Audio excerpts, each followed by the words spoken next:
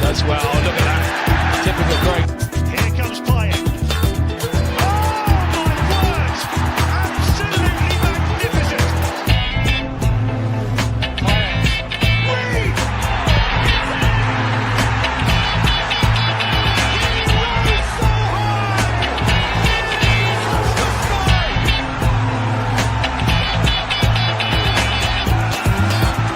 2-1 down. 3-2 up.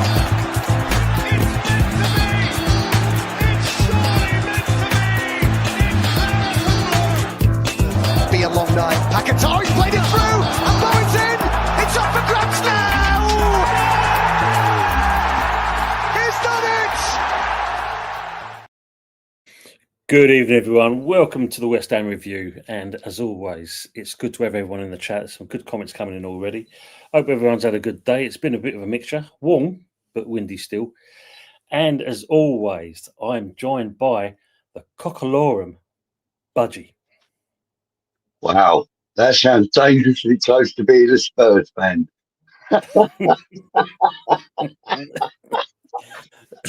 Brilliant. Cockalorum. I'm going to have to look that one up. Fucking hell. What's it mean? Or is it just a word? It's not just a word. Fun enough.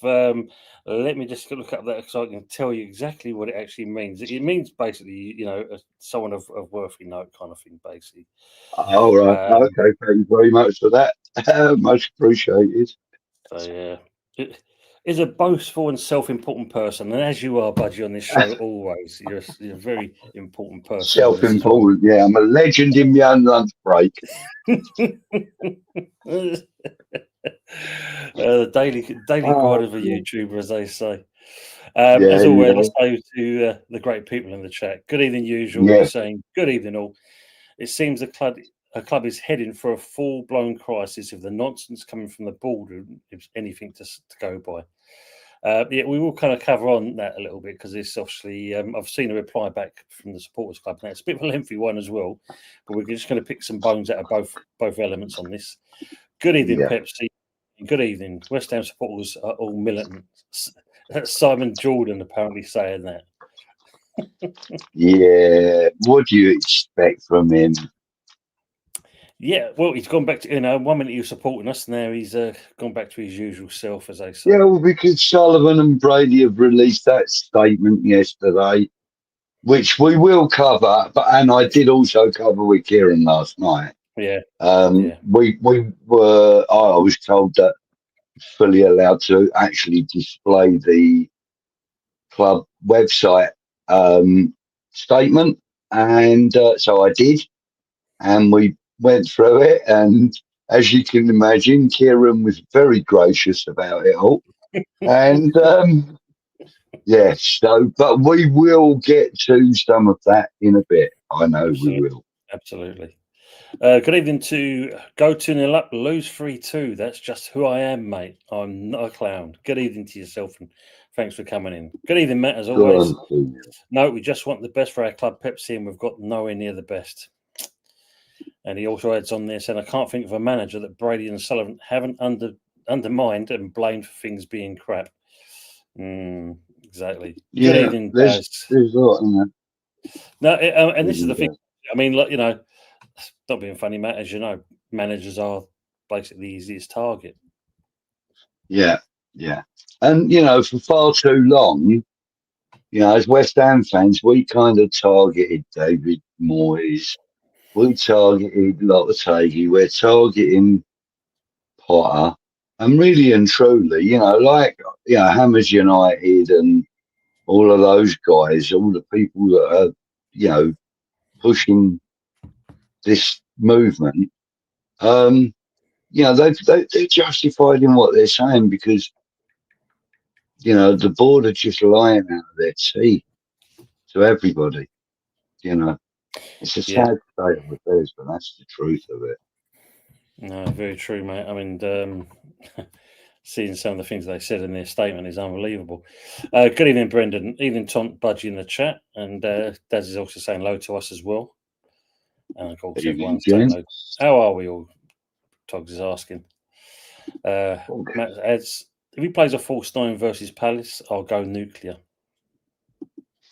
Well, I think from what I've been seeing and what I've been hearing, I think he's going to go with Callum Wilson at the weekend.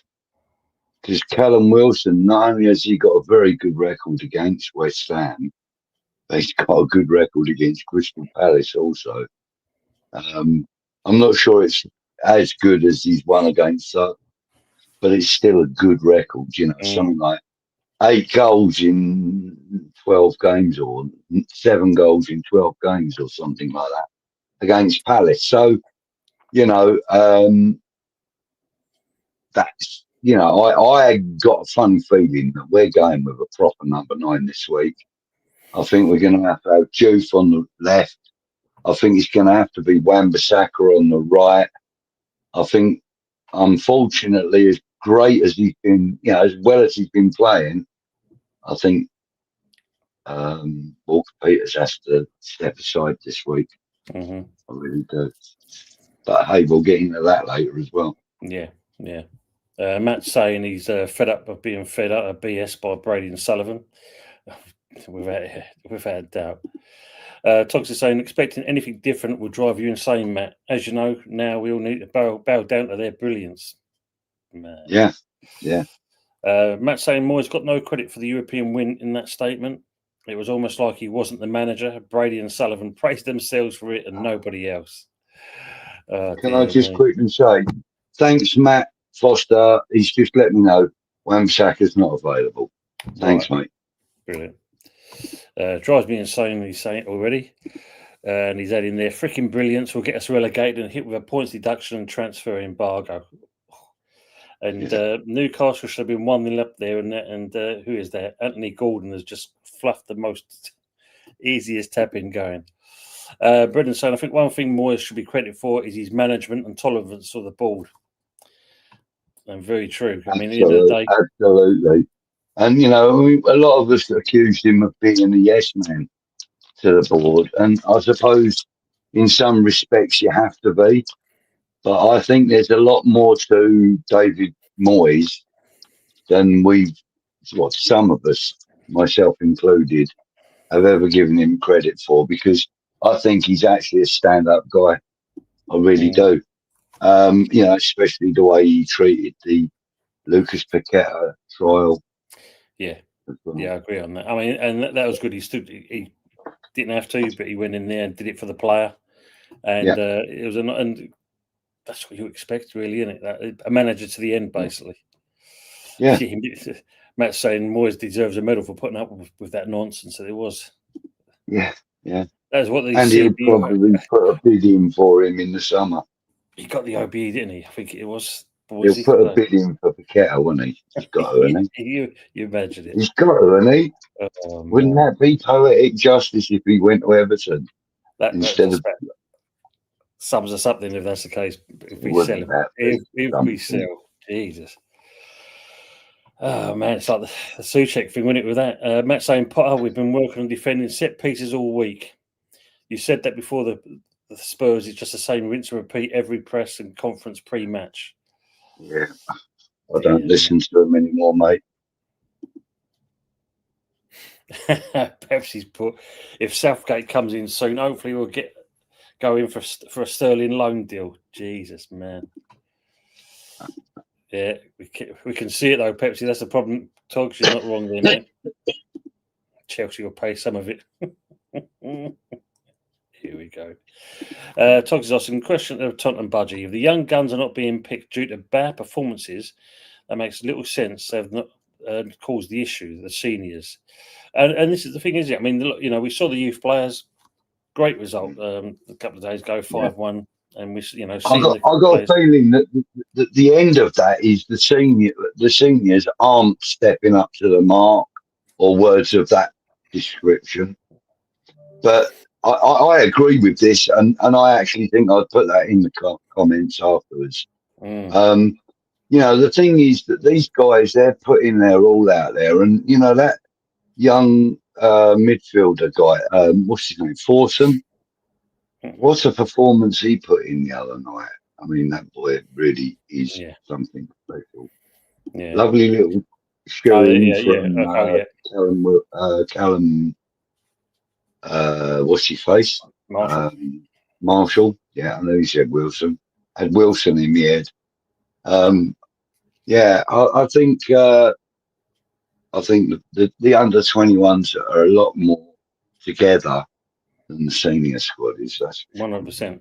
Well, they're managed differently, aren't they? That's the key thing, which is in certain respects not a bad thing, because normally you find some managers want you to do exactly the same style. So anyone steps up, you come to the side. But if our boys are, yeah. But I mean, and the weird and the weird and crazy thing is, and this is even a observation that Peach made. Rest him, God rest him. You know, he about 4 years ago he said, "Look, we've got a set way of playing right from like under 15s right up to the under 21s. We've got a set way of playing, set formation, set tactics. All the coaches get together, they work together, they agree on it all. Any deviation is down to like in-game tactics, so the manager on the day or the coach on the day is given kind of like, a free rein to use in-game tactics, but in general, it's like a 4-3-3, and they all work with it. They all work to it, and they all work well with it. And then they come to the senior squad, and they're playing a 4-3-2-1 or a 4 or a 5. I have no idea. It's like 5 there and 4 elsewhere, and it's like 5 elsewhere. I guarantee, Budgie, if you go to Potter's office today, he's probably got one of them bowler hats, and you put your hand in that, pull out a bit of paper, and that's the formation for the day. Because that's how it seems like at the moment. Oh yeah, Brennan's added on. Yeah, playing shit. So throw the young ones in occasionally, at least. That's what we should be doing. We, should be giving some of these youth players a chance. Absolutely. Matt's put the esteemed Budgie, the one and only. Is that a compliment? Of course, for Budgie, it's always a compliment. Always a compliment. Thank you, Matty. Good evening, Frog. How are we doing, gang? Hope everyone is well and have a good week. Yeah, not too bad in that. Trump's finally left the building. I saw a video of him taking off this evening from Stansted. All right, okay. He's gone now. He's gone. Bye-bye. See you later. Good evening to Gatesy, the West Ham Massive. Good evening, everyone. Please like this stream and comment either live or after this ends. Share to your socials and make sure to subscribe. Cheers. Because obviously Rob will be going on his own show shortly. Not that long. He'll be on. Cheers, Rob. Thank you, mate. Make sure to give him a like and subscribe as well. Exactly. Everybody. Yeah. He couldn't be on tonight because obviously he's doing the show as well. Yeah. And Mr. Suspect, any bets on for tonight? Because there's a few games being played. Good evening, Steve. Hope you're well. Evening, Tony Budgie in the chatters. Big up the convenient new investor. Yes. Oh, yes. What about this one, Budge? What do you make of this? It's suddenly been thrown into a ring. There is a new investor. Unless someone got it wrong and it is actually Swanvest, or I don't know. It could be that. Yeah. So I watched Russ's show on WHN earlier. I watched it on the rerun. It's only about 6 or 8 minutes long. He has been told by sources within the club, not top sources, but sources within the club, that there is some meat on them bones for the gold shares. For the gold shares only. So what are we looking at? 11 or 12% shares? It's not a major investment, is it? It's a break because obviously isn't there? Because gold have said that they're always going to retain a certain percentage of their shares, didn't they? They said they would never get rid of them. Yeah, but I'm trying to work out. It's so many of Vanessa's shares, aren't they? And so many, I think, are the rest of the family. Is that correct? Something like that. Yeah. Yeah. Oh, that actually comes to about 18%, doesn't it? Because I think, was there 25, something else, around that kind of figure? there was 25, but some of them have been held, haven't they? Like the family has said they won't release them, haven't they? I don't know. We have to look into that because if that's the case, then because I thought they wanted to give it up altogether because obviously Ann Summers is struggling big time. I actually could be confusing that with the Brown shares, actually, if I'm honest. I could be confusing that with the Brown shares. Sorry. Okay, mate. Ignore me. Yeah, ignore me. I'm a Crawley fan today. Forgot to change shirts. Yeah, you know.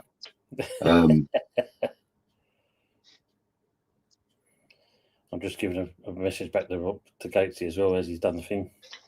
Might feel like. Oh, and by the way, hello, good evening, Tony and Budgie from Terence. Yes, good evening, Terry. Good evening, Colin. Actually, do you know what? I've actually got access to these comments, haven't I? Should have, yeah. Yeah, because you're getting there now. Damn. And I don't know where we are. Yes, so I'll just highlight that's where we're at the moment. Big up Frog in the World. Yeah, there we are. And I have to. You've got words and pictures because everyone's saying hello to everyone. Oh, look, it's really awkward for me to do that, actually. That's all right, mate. I've got it here now. Back in. Like, yeah, no, on the phone, it tells me, do I want to put it on stage? You know, it's like ridiculous. Oh, it's one of those, is it? Oh, bloody hell. Yeah, on the laptop, it just pops it up. But, yeah. Good evening, words and pictures. Tony Budgie in the chat. Wednesday now, Thursday hanging out. We shall get a big house and live together at this rate. Tuesday. Yeah, it sounds good to me. Evening, WP. We're going to go in there as well. And they're all saying hello. Big up to James, E20 Zone TV, CGM.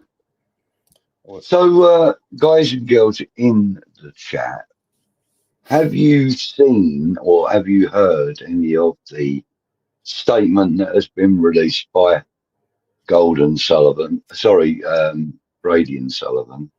It looks like it's been penned by Brady, if I'm completely honest. But if you've seen it, give us an idea of what you think of it. I know we're going to get plenty of expletives, but we'll try not to encourage that. Good evening, Robert. How are we doing? Thanks for coming in. Is it true we're looking for a ringmaster rather than a manager, just to run this circus? Probably so, mate. You're not that, not wrong at all, dear. Potter's been pants as well, though, to be fair. Yes, true. He's not been great, is he? That's for sure. Frog saying, imagine that, a strike on the pitch, genius strategic upgrade. Whatever happened to that manager? I think he was a Plymouth manager or something. His name was Billy Smart. He would have been perfect for us. He would have been absolutely perfect for us. He's probably waiting for the new Man United stadium that looks like a circus tent. That's what it is. You imagine just then. Wow.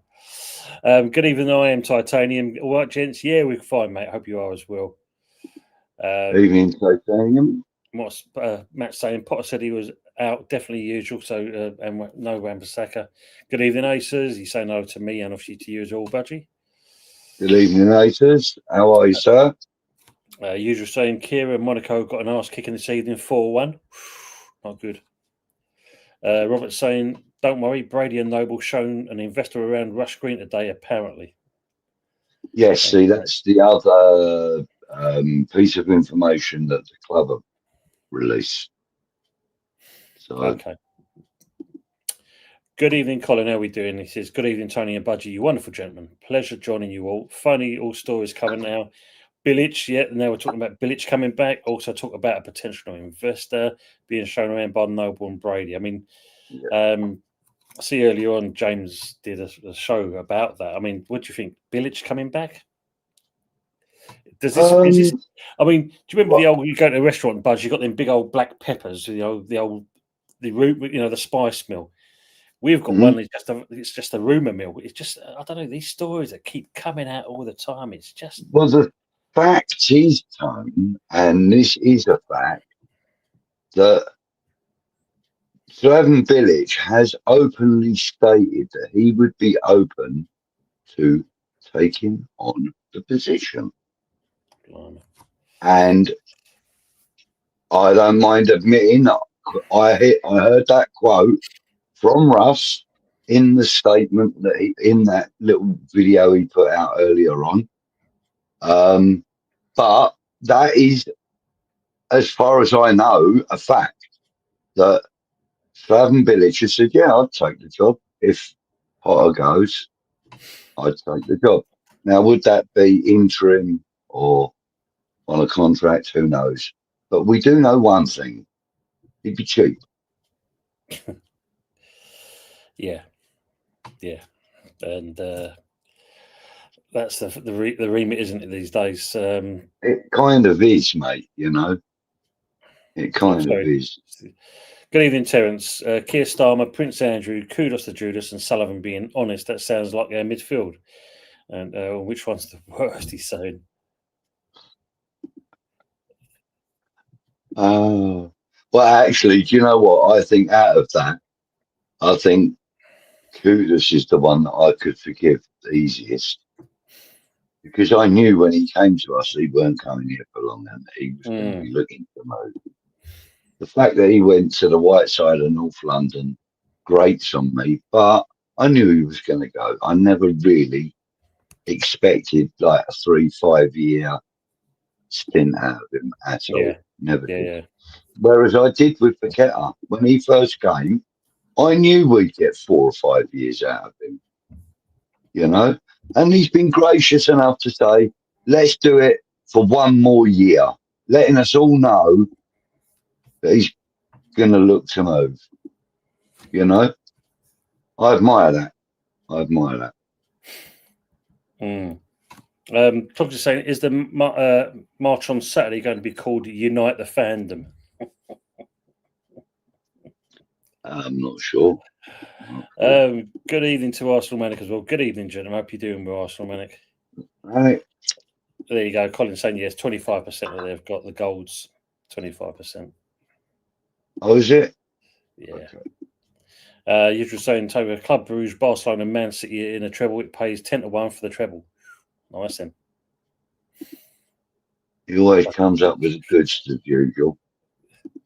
You know, they comes up with some really good little tips. Yeah. Matt saying about the message from the club. I read the whole thing, Budgie, and it was all nonsense. Steve Cox saying backslapping and lies as per usual. Yeah.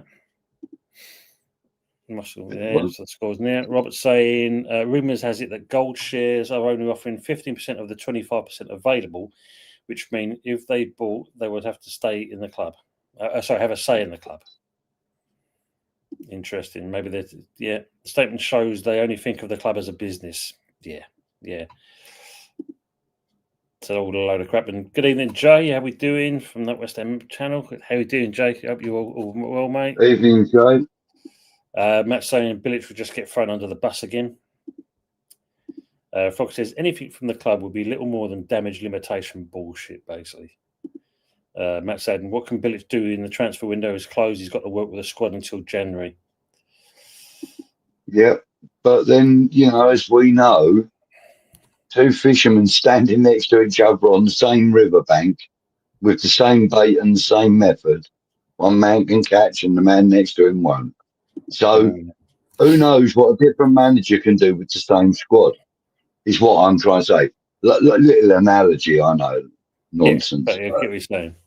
But you know, a man like, I mean, look, would anybody go, oh yeah, but what's Pep Guardiola going to do with our squad? You know, give a man a chance. If he thinks he can do something, give him a chance. It looks like he can't get on his back. Yeah, like we all did with Potter, like we all did with Lopetegui, like we all did with, you know, Mr. Moyes. Although, you know, I kind of regret getting on his back so much because, you know, looking back at it, yeah, I am grateful for everything he did with this club. He galvanised this club really, really well. And since he went, that that kind of togetherness has gone a little bit. It's gone in the fan base. It's gone in the YouTube content that's coming out. All of us. Yeah, no, it's true. So there's a certain amount of disjointed rivalry between us all now, for some reason. Which is a shame. I mean, Tog Zanin, do you know something we don't, Budgie? Pepe incoming? Pep incoming? No, mate. No, Pep's not incoming. No. But I'm just saying that, Yeah, of course. I mean, like here, Matt's saying about, obviously, I support Village. I hope he can get a tune out of the squad. I mean, if you look at it, the other contender, which seems to have a bit more, possibly more relevance, is obviously the Nuno Spirit. Yeah, of course. And I'd get right behind him because I actually really like him. His character is, he's kind of undeniably unique, but he gets a tune out of the struggling squad. He does. He did it at Wolves. When he went to Wolves, they were all over the place. And within 3 weeks, they'd had, a 2-0 win, I think it was. And then they had, within a few weeks, they'd had 2 wins and a draw and maybe another loss, to their credit. And it was just he really galvanised the squad. And I think a lot of that is to do with his character. A lot of it must be to do with his coaching. But you've got to remember, he was a goalkeeper. Well, so it worked from the back forward. He etched on Lopetegui when it was a battle of the goalkeeping managers, didn't he, the last time? So, yeah. We'll see. I mean, Terence is saying, Budgie, I've always hated Kudos. Been honest from the start. He came to leave and never gave his best from one game to another. He's a proper Spurs. Very true. Does everyone have a pet Gladiola? True. Napoli's down to 10 men. Thank you, Tantanian. That's no good. And Colin's saying, that statement from the club is a load of bollocks as usual. Don't want to hear all their bullshit. Well, unfortunately, we're just going to cover little bits here. I'm just going to pick out some pockets. I mean, the opening paragraph. West Ham recognises the views expressed in recent correspondence from the supporter representatives on the fan advisory board and wishes to reassure all supporters that we continue to listen to fan feedback and advise them on the steps we are taking for the future well-being of the football club. So that opening paragraph straight away tells you something in itself there. We listen. Well, if that's the case now, why is Brady still in the job? Yeah, and doesn't actually reading that out give you that acidy taste like you just vomited? Just reading that out loud. I did it last night, and Kieran went, "Yeah, move on." It was like, honestly, it was. I could not believe that opening statement. Go on, carry on. Sorry. I mean, just to add on to this, Gary O'Neill, usual saying, was bounding about earlier somewhere. Yeah, I mean, it never stops, does it? I mean, they've probably got one of them kind of them spinning balls things and that, and open the face will fit onto it and do well. I am Tantanium saying I'm watching the Geordies versus Barcelona. Yeah, not a bad game so far.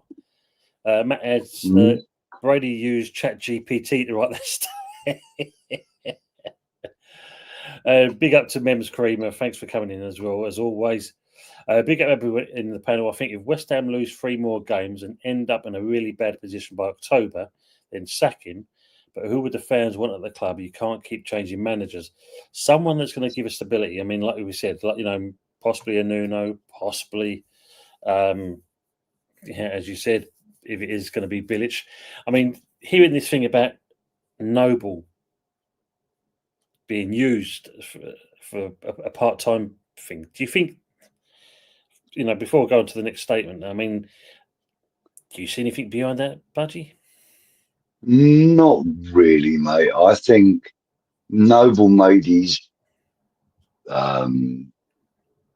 stance clear right at the beginning when he quit playing and he became sporting director. He said that he was going to concentrate on bringing the best youth he can to the club, through the club, and into the first team. That's what he promised he was going to concentrate on. So I can't see Mark Noble accepting the job in the dugout, to be completely honest with you. Same here. If he's a man of his word, he won't take it. Yeah. That's, you know, and I mean no disrespect to Mark Noble because he's a hero, an absolute hero of mine. Yeah. So I mean him no disrespect. And to be fair, I'm trying to stand in his corner a little bit.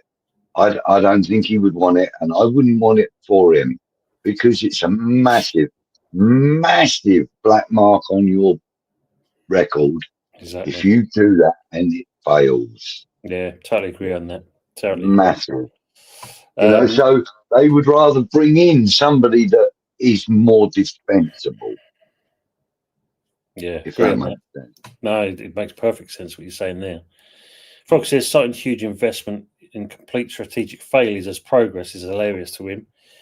Steve Cox is saying, and for the media more than anything, gaslight and trying to get them back on side. Yeah, and we know it's not working. Robert said, I've heard they're going to dig up John Lyle.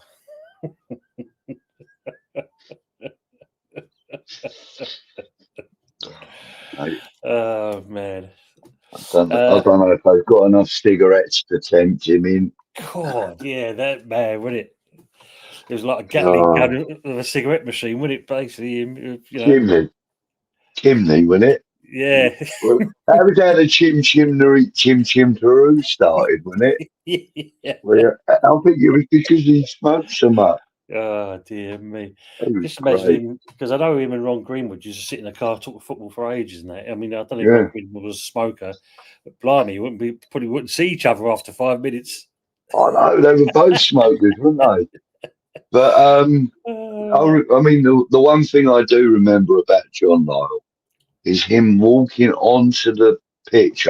I think it was half time, and I'm pretty sure it was a cup game. And he walked onto the pitch at half time and gave the referee a dressing down while holding a cigarette in his hand. He was pointing at him and telling him off. And he was having a puff of his fag and then he was waving his arms about.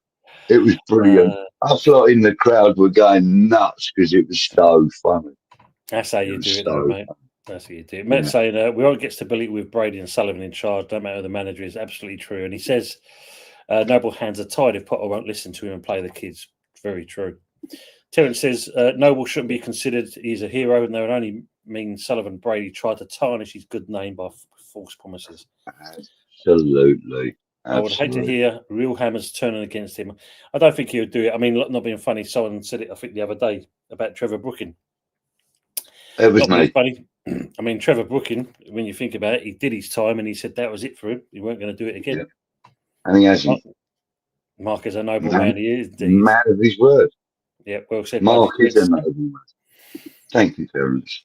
Frog says, with a straight face, they have claimed big investment in the club over the past few seasons, but most of it has now either been let go or been sold off. Gee, yeah. Dad says Kieran was going nuts last night. Well, I mean, the next paragraph, actually, they're saying here, it's just 2 years since we lifted the club's first major trophy in 43 years. The UEFA Europa Conference League triumph came in the middle of 3 successive campaigns in Europe competition, the first time we've ever achieved that feat. Following that period, significant investment was made into the football operation, both on signing new first-team players and the club's overall scouting network and player recruitment department. That's worked out pretty well then, that scouting network, isn't it? Because we're seeing all these players coming through.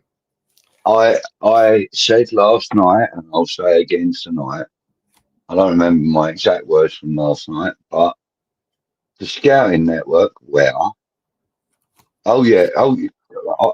forgot last night to mention Tim Steiden hiring a private jet to fly to Brazil and then,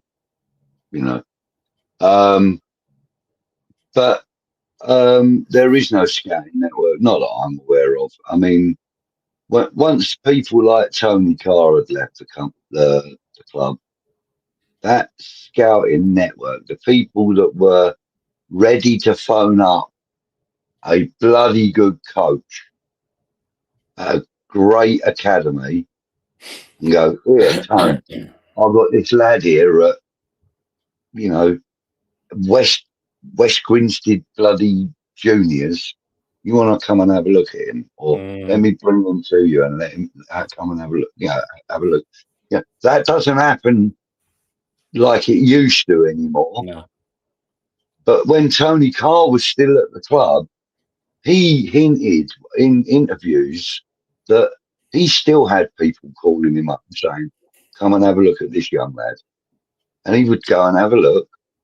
And then he would approach the parent and he would say, you know, I'm interested in talking to your lad about bringing him to West Ham United. And as soon as he said that, the parent would go, yeah, okay, you know, kind of thing. But that kind of stuff really is rare now. It's like you've got to come through these academies from school now, because so many clubs now are setting up academies at schools. Yeah. My local school, the school that I actually went to, Thomas Bennett School, is a Chelsea academy. Okay, but also because we have Crawley Town, and their stadium is across the dual carriageway from the school. Crawley Town also have an academy at the school. So some of the lads are Crawley Town Academy students, and some of them are Chelsea Academy students. And it's really confusing when you see 4 lads walking down the road. 3 of them are in blue tracksuits and one's in red, or the other way round. Or you might see 4 lads in red, 4 lads in blue on opposite sides of the road. And it's kind of really weird, you know. But these are the lads that are getting picked up because, you know, as I said, the likes of Chelsea are getting them, you know, and like even the kids that are the students that are in the Chelsea Academy, if Crawley Town coaches and scouts look and see anything they like, they get to, you know, switch them over, basically, because they've got more of a chance of making it at Crawley than they have at Chelsea. So, you know, Chelsea's academy, and I'm not a fan of Chelsea, as you know. My brother is, but not me. Yeah, but their academy system works really well in the education system because they're willing to share academy, and they're willing to, you know, basically free transfer decent, you know, prospects across to the local. Yeah. Which I think is really, you know, missing from football. It's what we used to do, Budge. We used to do that ages ago. If it wasn't, you know, that club, you'd be off to Charlton, or you'd be off to Southend, or, you know, Spurs, you'd be off to Chelsea. Yeah. You know, if you weren't going to make it one place, you go another place. As you said, that's slowly been rotted away. I've just got to put this in there. And thank you, James, for the super chat he's got in there. Thank you. Tony manager, Budgie assistant, done. West Ham is saved. There you go. We'll do the job. I love your confidence, James, but, you know, unfortunately, mate, I'm busy that day. You're busy. Robert's saying De Bruyne has been subbed off for Napoli versus City. Wow, already. Ooh. Dear me. Usual saying, remember when Newcastle were in shit street? They got Shearer in. He was a disaster, wasn't he? Yeah. Yes. True. Matt says Stardust Airlines would have worked under different owners. They backed him. And Dad says Kieran was talking a lot of truth, though, as well. Frog says they probably think having a picture of Baden Powell on the desk is a scouting network. Did Frog. Bloody hell. Oh, my gosh. Froggy. Looking for crowd football. I mean, you know, just seeing on here, it makes you laugh when they said, we accept that results and performances on the pitch over the last 2 seasons have not met the standards we set for ourselves. Nobody at the club is satisfied with that, and the board of directors have spent a great deal of time looking at the decisions that have been made across the football operation in order to inform an improved strategy going forward. And then, of course, they're talking about building the team so they can consistently compete in domestic football and in Europe. They reckon they've got a strong platform which to continue that quest. as we enter our 14th consecutive season in the Premier League, our longest unbroken top flight record in the modern era. So they make a big focus on that. When obviously Brady's thing apparently is, can we do it for a 15th year? So they mentioned that side of things there. And then, of course, following on there, steps have already been taken to implement a new strategy and approach, particularly in the area of player recruitment. We appointed Graham Potter as our new head coach. His role is to build and develop a first-team squad in line with the club's identity and objectives, with a continued focus on integrating young players from our academy. Well, straight away, that's BS in gold letter writing there. I shouted bullshit at that point last night when I was reading it. Then they're saying about obviously Noble playing a key role in protecting and enhancing that pathway, nurturing through there. And of course, then they're saying head of recruitment Carl McCauley was brought in to oversee player recruitment and transfer as well. Don't think we've seen much of that. Then, and this is the best part, 2 lines, just 2 lines on this. We've also listened to supporters' individual and collective views around their perception of our London Stadium home and the club's facilities and infrastructure. And then, of course, they're talking about improving the match day atmosphere at the stadium has been recognised.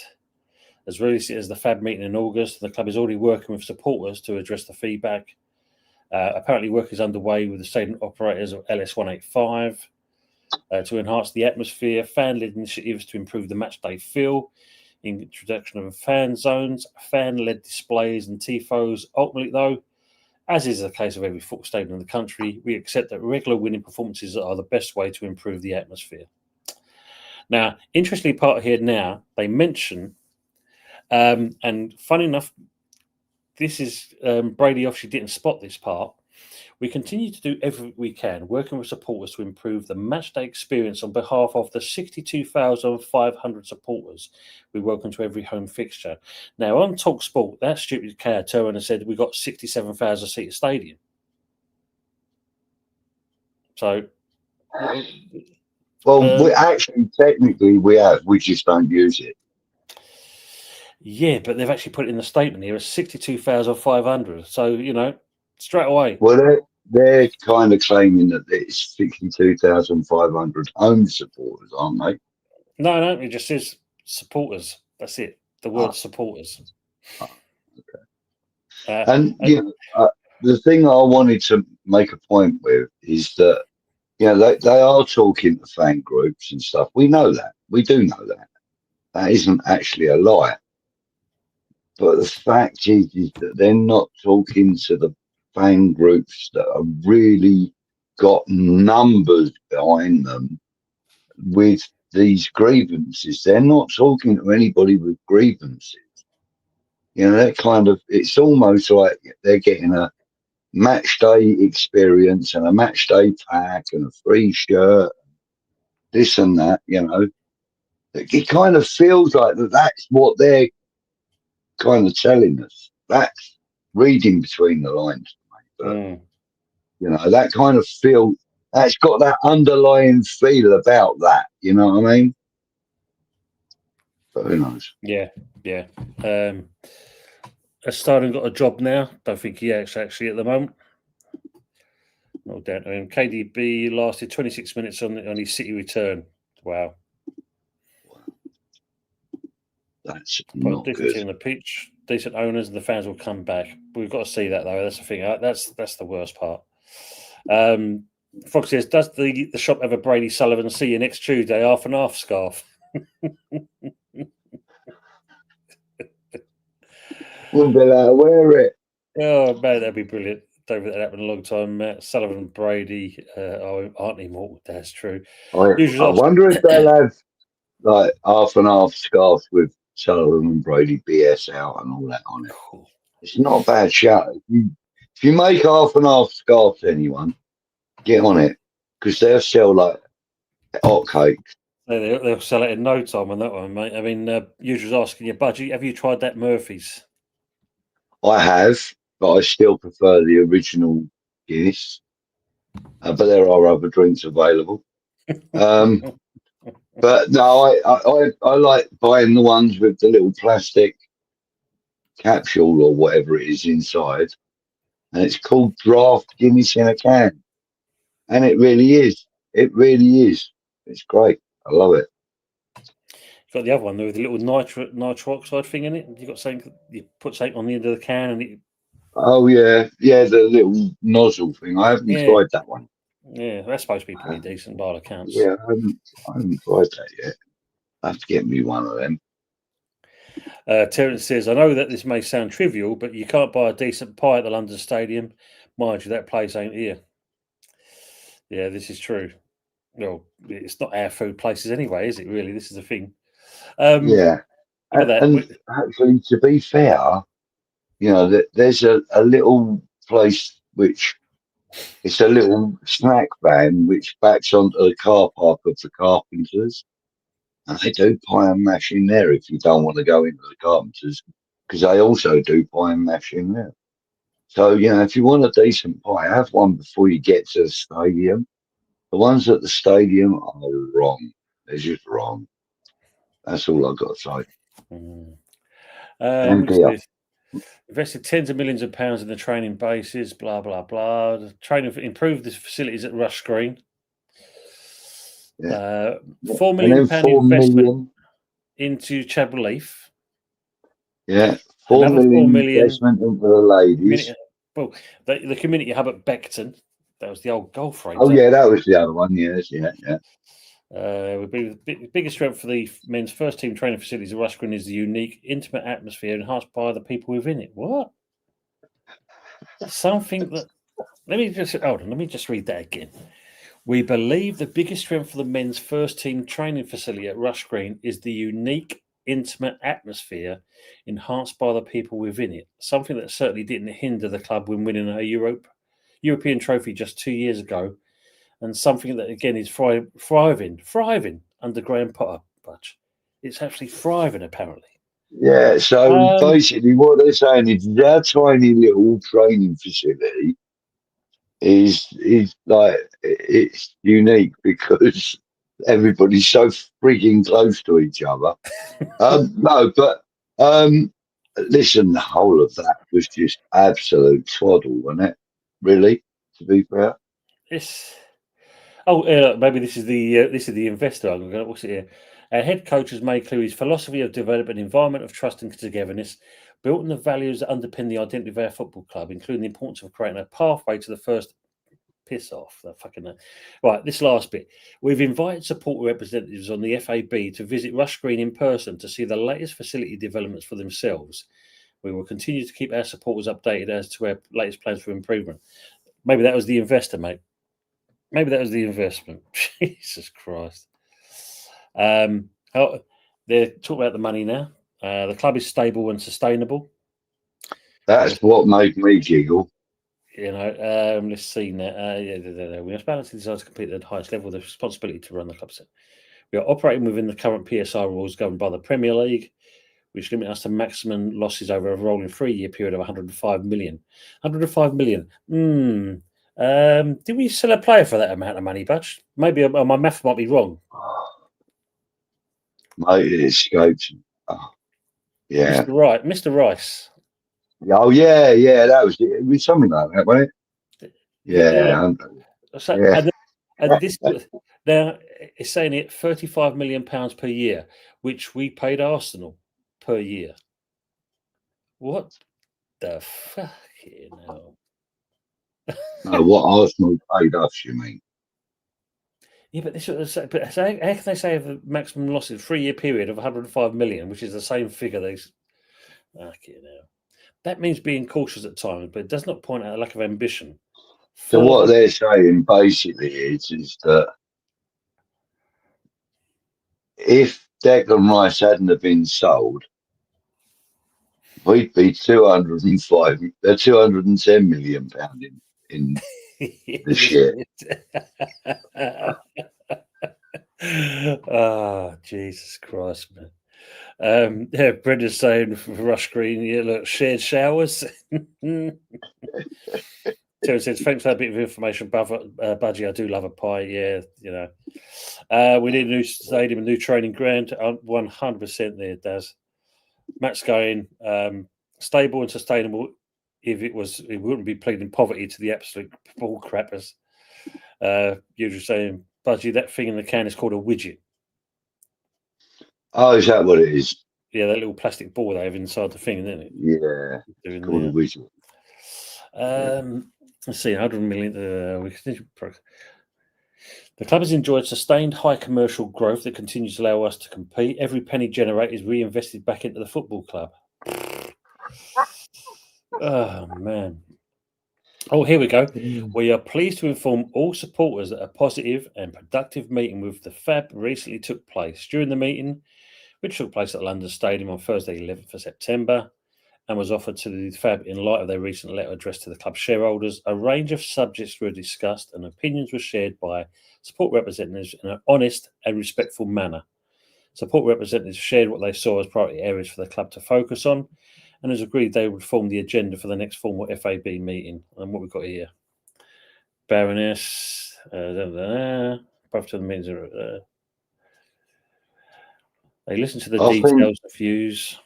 I think the bit they missed out also was, and we would like the supporters to completely ignore the fact that David Sullivan has a new Rolls Royce every 2 years. Wow. Well, they're just bringing out a new edition, Cosmos, the Cullinan, 340,000. That's the next one for Sullivan. That's where the money's going to go. Let's see. Now, listen to the details and views behind the letter and commit to sharing a presentation outlining the board's strategy and vision for the future. Blah, blah, blah. Supporters have spoken for the needs of greater ambition at our position of the past 2 seasons, and we agree. Regular top half finishes, strong domestic cup runs, and qualification for European competition remain the goals we are working towards. We know we must do better to deliver those ambitions more consistently. That's probably about the only sentence you can say has got a bit of truth in it. That's about it. And it's the only sentence in the whole thing where they're kind of saying, with some small measure, I might add, okay, we know we got to do better. We're going to try. They're kind of, and it's not enough. It's not enough. I mean, like for me, Tone, the whole statement, as you've just read it, just stinks of me. And like you said, there's absolutely no credit given to David Moyes over the European campaigns, none whatsoever.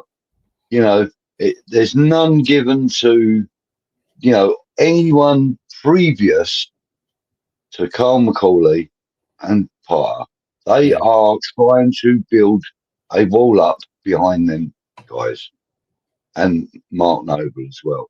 And to throw Mark Noble's head into that ring is very unfair of the club. Very, very unfair, in my opinion. I think Mark Noble deserves better than that from the club. Well, as you know, mate, we don't see many testimonials these days, do we? That's for sure. No. Next bit they're talking about. No, that's true. The next bit they're talking about is we're proud of our history and our loyal supporter base, and we remain committed to building a club that reflects both.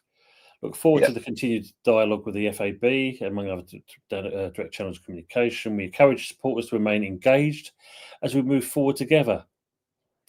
The club would like to place on record its thanks and appreciation to all of our fans in the UK and all over the world for their continued backing of West Ham and the role they've played in helping us become one of the biggest and best supported football clubs in the world.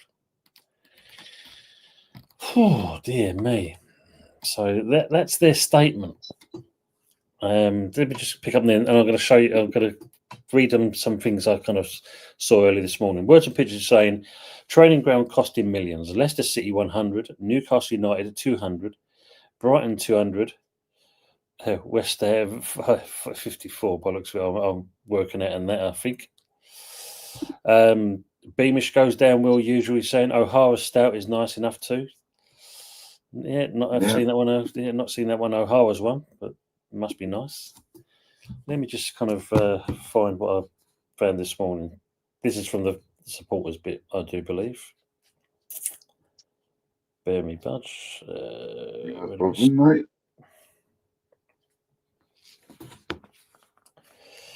So West Ham United season ticket holders have taken due note of the recent communication issued by the club in reply to the supporter representatives on the fan advisory board. We welcome dialogue in principle, yet we cannot accept the suggestion that the concerns of supporters have been answered. On the contrary, much of what have been set out is misleading, incomplete, or evasive. It gives the impression of reassurance whilst avoiding the central truth. We therefore feel compelled to reply with clarity and precision.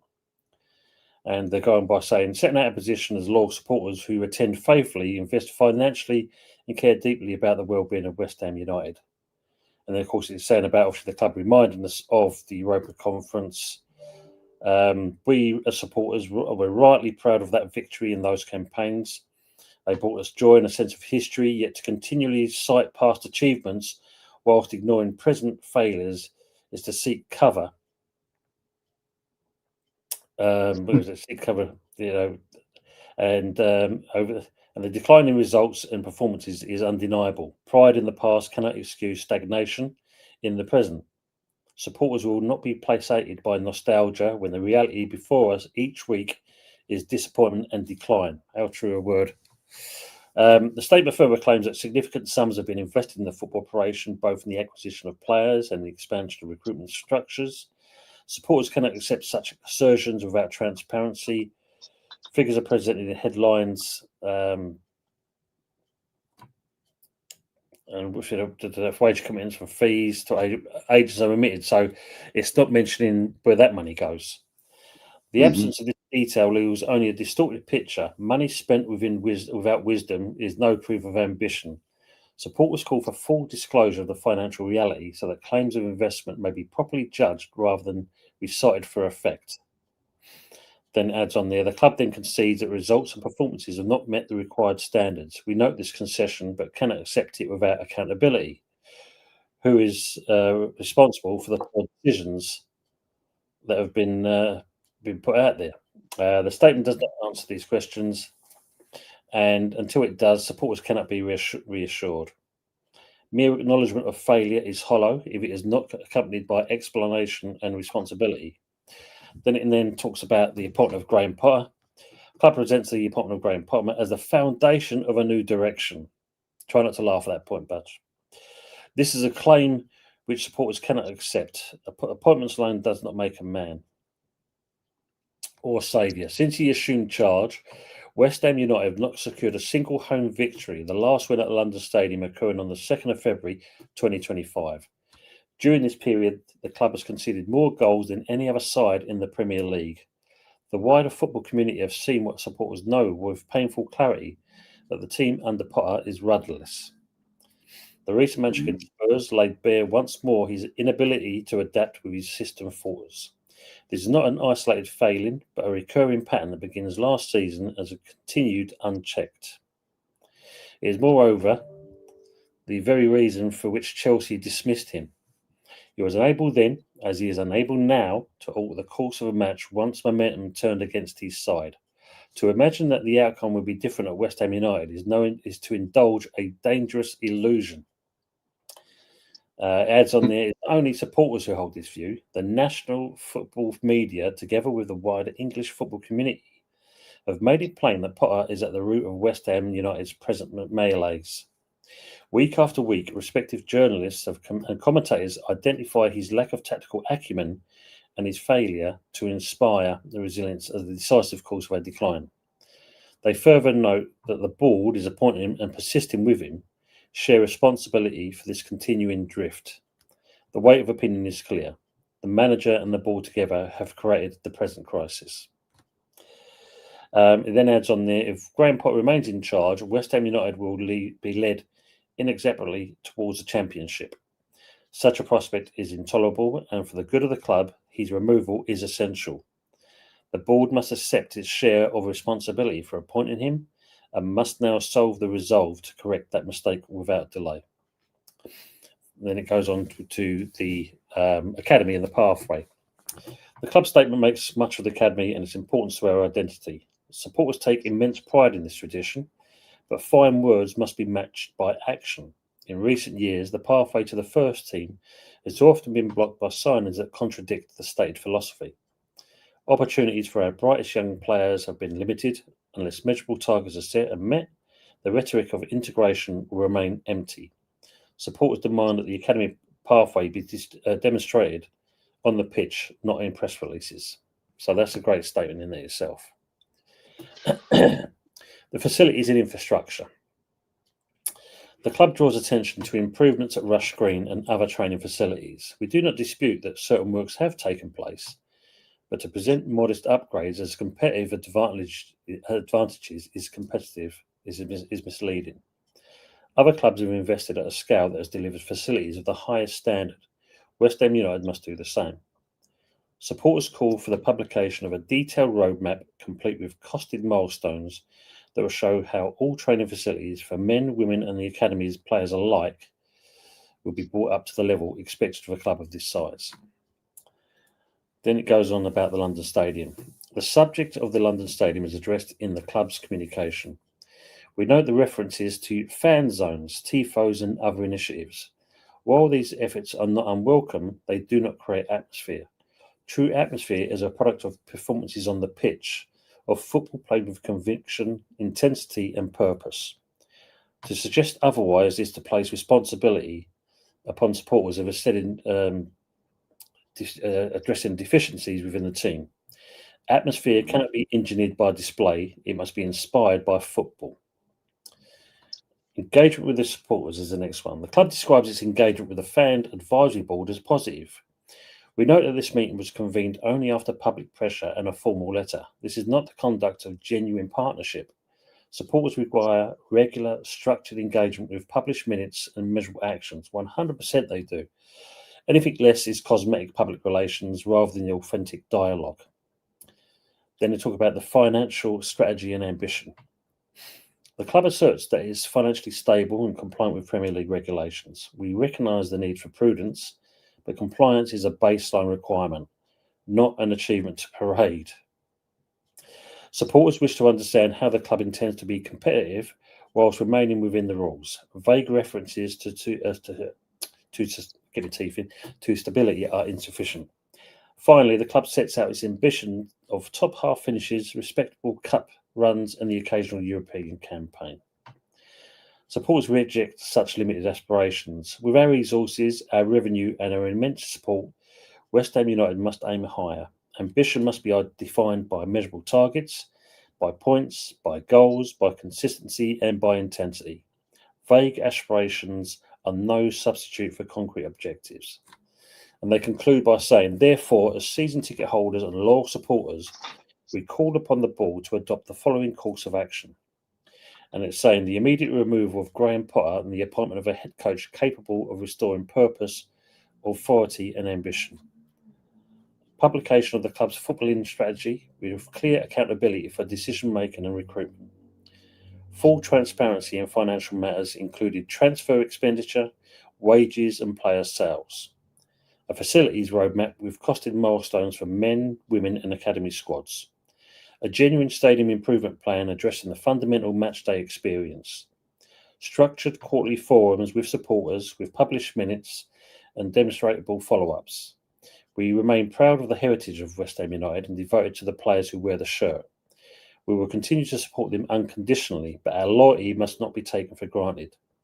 Persist on the present course is to invite relegation. For the sake of the club, for its history and for its future, we state with unity and without hesitation, Graham Potter must go. And that's basically the reply. Oof. There's a lot in there to digest, to be fair, Tom. Yep. And with stuff that I'm aware of and the stuff that you've covered, I can't agree with the fans more than I already do, and I can't disagree with the board more than I already do. And I think as a West Ham fan of many years now, 66 was my first ever game. I was only 4, but 4 years old, going to West Ham United at Upton Park. I love this club like it's part of my own body, right? And I wish I could be there on Saturday to be a part of the match. Unfortunately, I've got something I cannot get out of, but I will be there in spirit. And I just hope that enough of momentum is and enough traction is obtained for us to be able to just replace them as the day-to-day directors of the club. I mean, not saying they shouldn't be the owners, really. That's my view on it. We just need them not to be running this club and interfering with the directors of football and we need a decent structure at the very top, and that means that them two have to stop doing what they're doing, in my opinion. Yeah, and that's what this movement's about. It's not about getting them out of the club. What I suppose it is to some and many, but the actual objective of the movement is to get them to relinquish their day-to-day running of this club and allow professionals to do it, and so that this club can thrive and survive. And that's all any of us want, is for this club to thrive and survive. I think the main thing there, looking at what I've just read out there, is the fact of they're not asking for anything unreasonable. As a fan advisory board, to know what the structure of what the club's doing. At least that way they can filter it down to the fans, and we know exactly where this board want to go with the club and what direction they're going to take it. The fact that they're kind of being secret squirrel and don't want to involve us with any of these kind of comments, that's where they're getting the bad press, and they can learn so much from listening to that comments. Brendan just saying about the brewery. He says there's a small brewery over here. You'll have to fly over. Robert's asking, do you have a Cundy brew as well? Usually says I'm going to mute myself for a second. I've just got to quickly go outside. Well, listen to this bit before you go, mate. He says, I'll go to Dover. I'll still be here. Usually says, I'll go to Dover and borrow a dinghy. Apparently, Zander's available. What are you doing? I'm going to catch up with these comments anyway, mate. Yeah, go on. That's what I was giving you a chance to do, actually. I need to pop that. All right, Bush.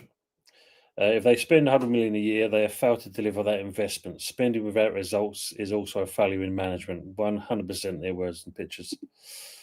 Terence says, sorry for going on about pie. No, but I just remembered my mum's corned beef, potato and onion pie. Oh, dear me, that's nice. Kids ain't got a clue these days. Can't remember seeing a place selling it now. No, don't see like it. I like the sound of that as well. Yeah, it does sound nice, doesn't it? Have you ever been to one of them Nicholson's pubs, Terence? They do some pies. They do pies. They're not bad. Not bad old boozers, so them ones. I'll get everything for free, usual soon. Matt says, just tell them you support West Ham, usual. Bloody hell. Daz, I do like the pie mash and liquor. Nice. Still a few of them around, which is good. I'll get deported. Good evening, Harry. Hope you're doing well, mate. Good evening, all you beautiful people. Come on, you irons. Everyone's saying hello. Brilliant. Chicken and leek pie is nice. Very nice one as well. How's the project going, Harry? Chicken and ham. The old chippy, innit? Was it minced beef and onion, steak and kidney, and was it chicken and mushroom? Yeah. Chicken and mushroom, yeah. But you know what? About 5, maybe 6 years ago, I was working down in Devon. So we were staying down there from Monday to Friday and then coming home, going back Monday morning, going to work. And in this it was a rented house we were in, and it was literally across the road from a pub, right? A really nice little country pub in a village. Now, by across the road, I mean, you open our front door, there's a path which is about 3 foot wide. Then there's a road, and then there's a path that's about 3 foot wide, and then there's the pub door, right? So it was perfect for us. Went in there one Wednesday evening, happened to be wearing a West Ham shirt, right? And the landlord says to me, "Hey, pal, come over here." I said, "What?" He said, "You a West Ham fan?" I went, "Yeah." He goes, "I'm a Leyton Orient fan." I went, "Oh, poor sod." And he started laughing, right? And he goes to me, "Do you like a bit of pie and mash and that?" I said, "Yeah." He goes, "Let me do you a bit of pie and mash." He goes, We do pie and a pint for like £6 on a Wednesday night. So, let me do you a pie and mash country style." So I went, "Yeah, all right, no problem, love it." So he did this. He asked me what pie I like, and I said, "Listen, the only thing that I really don't like is sweet corn." I said, "So if as long as it's not got any sweet corn in it, just put something on the plate and do what you got to do." He gave me this. It was really nice. It was creamed chicken and blue cheese with mushroom pie. With the mash was with celeriac and coarse grain mustard. Oh, it was absolutely, and then this like really nice oily gravy over the top. It was fucking amazing, right?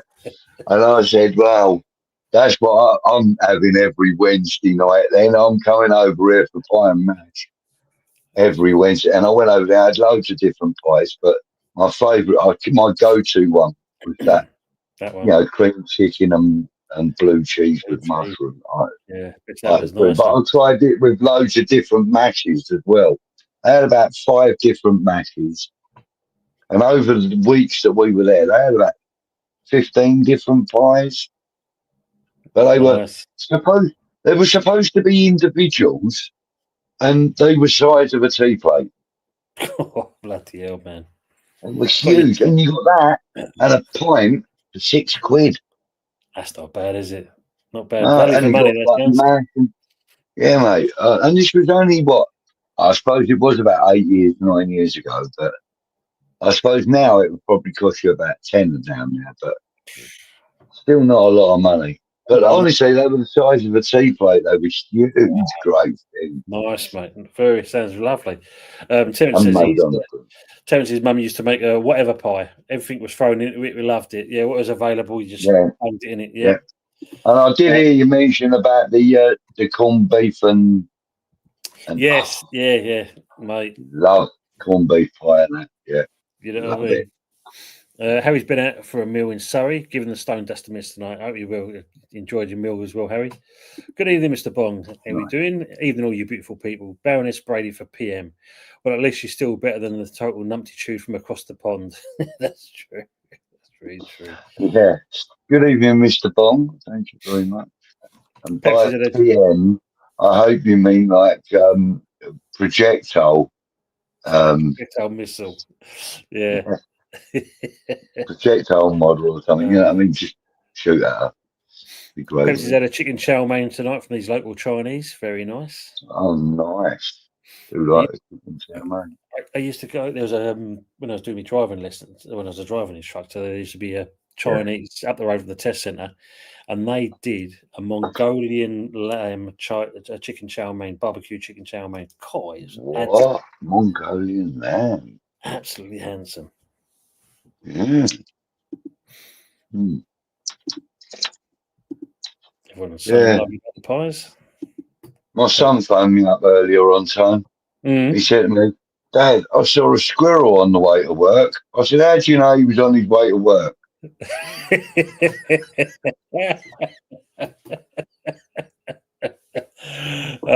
old ones are always the best, they say. Yeah, they are. They're great. Brilliant. Oh, yeah, you just got to be careful. Yeah, he said he used to love a Chinese, but we've got to be careful what he eats now. It's a shame. Yeah, mate, we've all got to be a little bit careful. Sure, Chinese, yeah. How he's saying, Mr. Bond, great sage, equal heaven, good evening, he's saying. Always love it. Everyone talking to each other. Actually, I've been eating quite a lot of like Mexican-inspired American foods recently. Nice. It's been going very nicely. Very nicely indeed. Very nice. Nice. Pep's saying, got to be careful with some Chinese takeaways. There was one that served Alsatian. Bloody hell. Right. Mind you say, And they felt rough afterwards. I would have hit the wood. Come on, stop it, Buzz. The wolf. Yeah, the wolf. I remember where the East Ham Town Hall used to be a baker's there. When they went, got taken over, and also they put up a temporary sign outside the shop, so you could tell it was going to be a kebab place. I must admit, I was looking forward to it in there. I don't know if you've had one before, Budgie, as well. A lame doona. A lame doona. That's what they had on the side. Yeah, I fancy a lame doona. LAMEDOONER. Lame doona. Yeah. Last time I said I'm going out for a doner, I got a slap round the face. No, it's not true. It's just a silly dad joke. Yeah, come on. What's Bongo? He's saying about whether they say hello to each other, and he goes, I'm as flattered as a monk in a nunnery, old chap. I watched an episode of Monkey earlier. Monkey, that was a program and a half. Yeah, that was, wasn't it? Never understood it, but enjoyed it as a kid. What, the Monkey King? You never knew about the Monkey King, but falling from grace. No, never knew about it. I just remember him and Pigsy, wasn't it? Yeah, Pigsy, Sandy, and of course Trippy Tarker, which was a woman. All right, okay. She died of cancer and had a health place named after her for all the work she'd done. Cool. Nice tribute. Terence is saying, usual. I've been told I've got to watch what I eat as well. It ain't helped my diet, but I've been left with eye strain from watching before I swallow.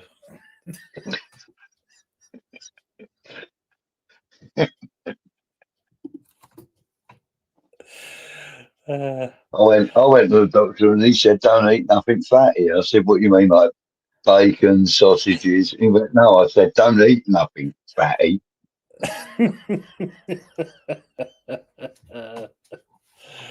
Wouldn't take the doctors even had insults these days, bastards. That says at the end of the day, Sullivan Brady needs to go. Well, definitely. Harry says, I don't mind a bit of hair pie. Hair pie or rabbit pie kind of thing, yeah. No, hair, as in hair. Oh, hair. Oh, God. Getting old ain't fun, is it? Yeah. Oh my dear! Look, Harry said, "I hear GP loves the cream pie."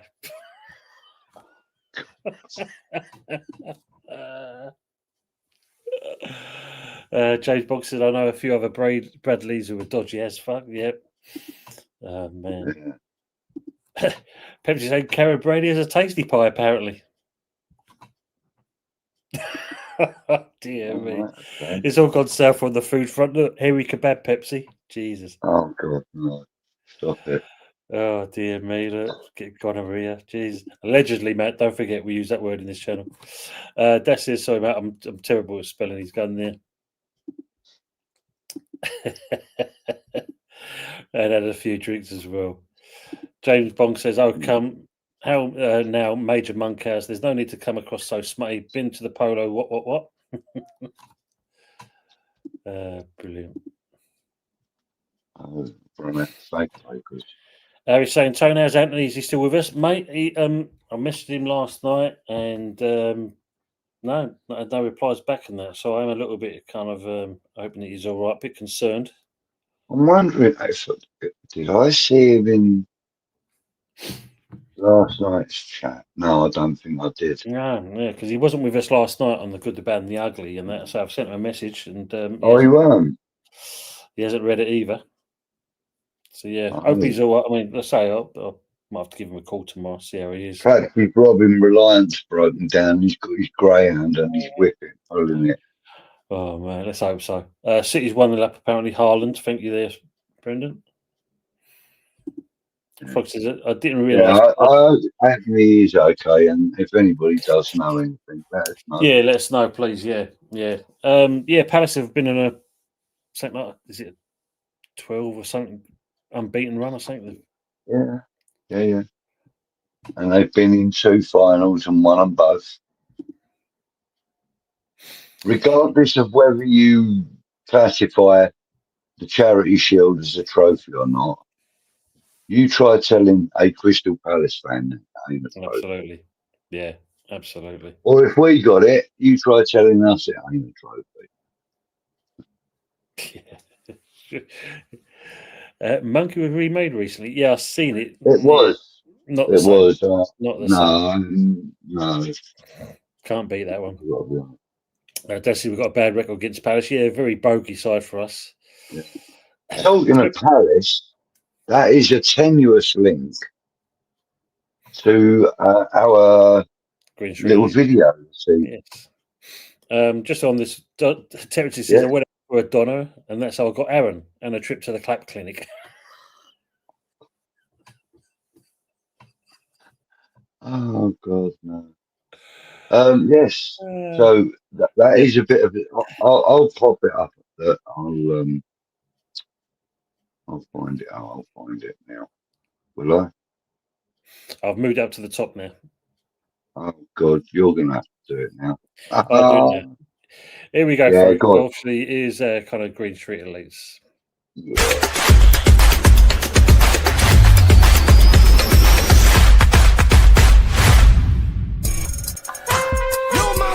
Massive.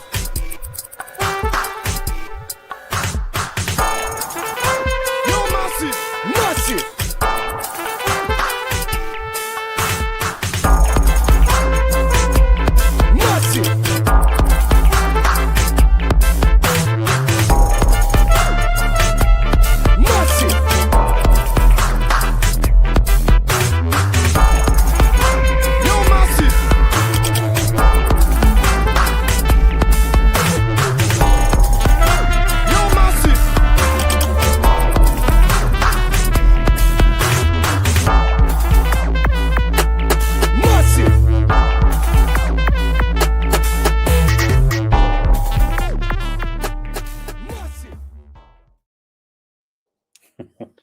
There you go. Want to appease the Arsenal fans as well in the chat.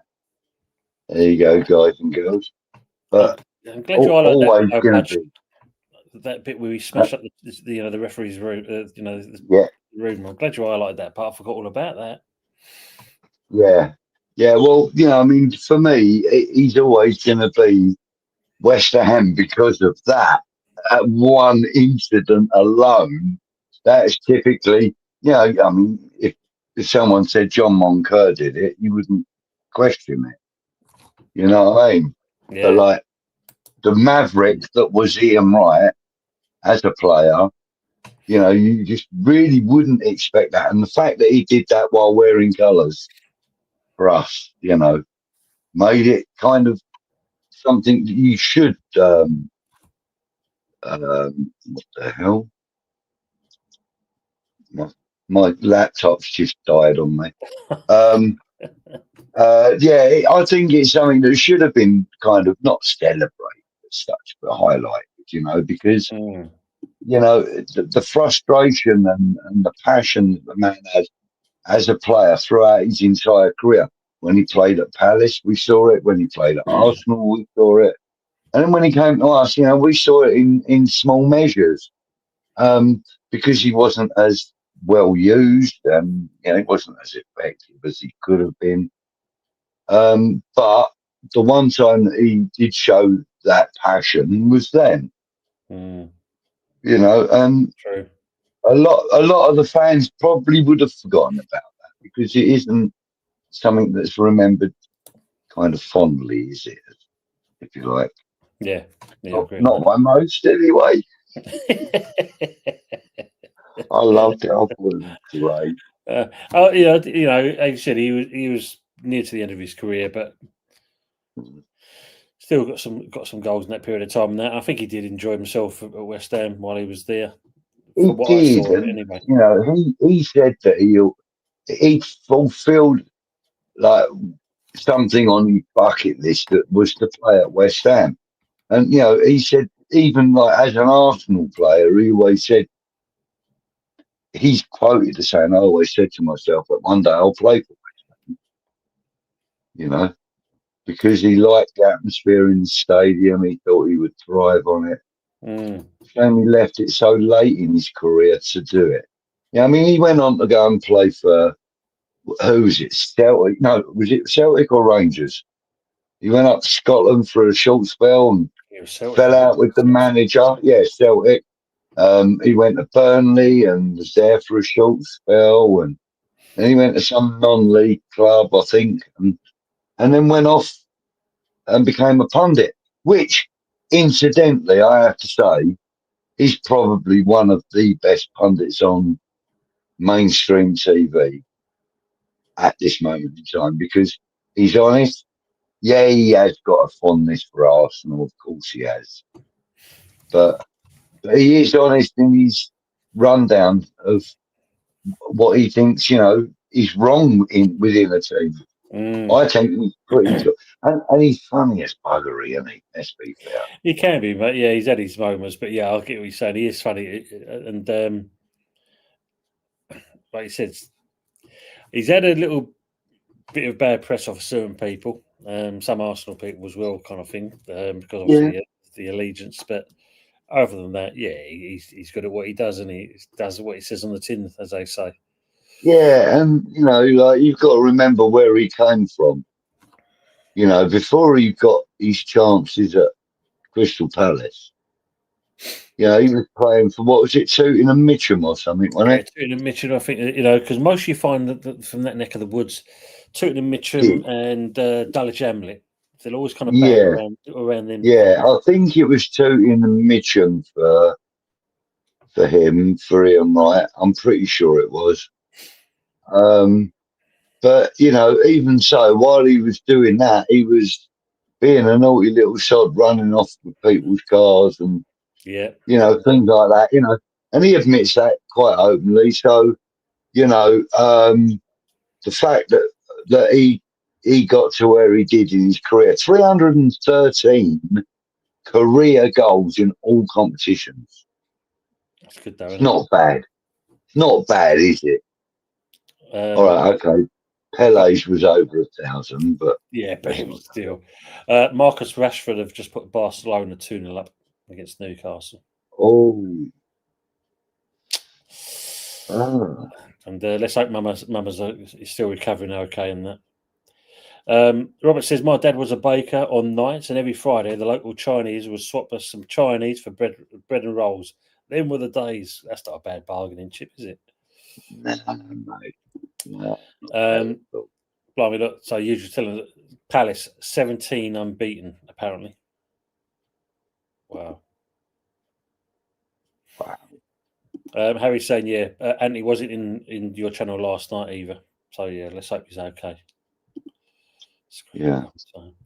Frog says 17 games unbeaten. Incredible what they've achieved, really. Yeah, I mean, Glasner's not a bad manager. He's not a bad manager at all now. I think it won't be long before he may move on to a bigger club. Oh, why is that suddenly come on? Get off. Well, is it something I've done? No, it's on my other computer. It's come on. Yeah. Oh, okay, it's good because I'm just sending a message.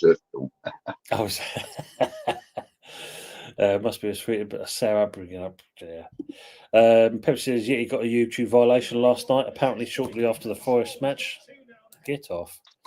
The F word was repeatedly being used. Oh, bloody hell.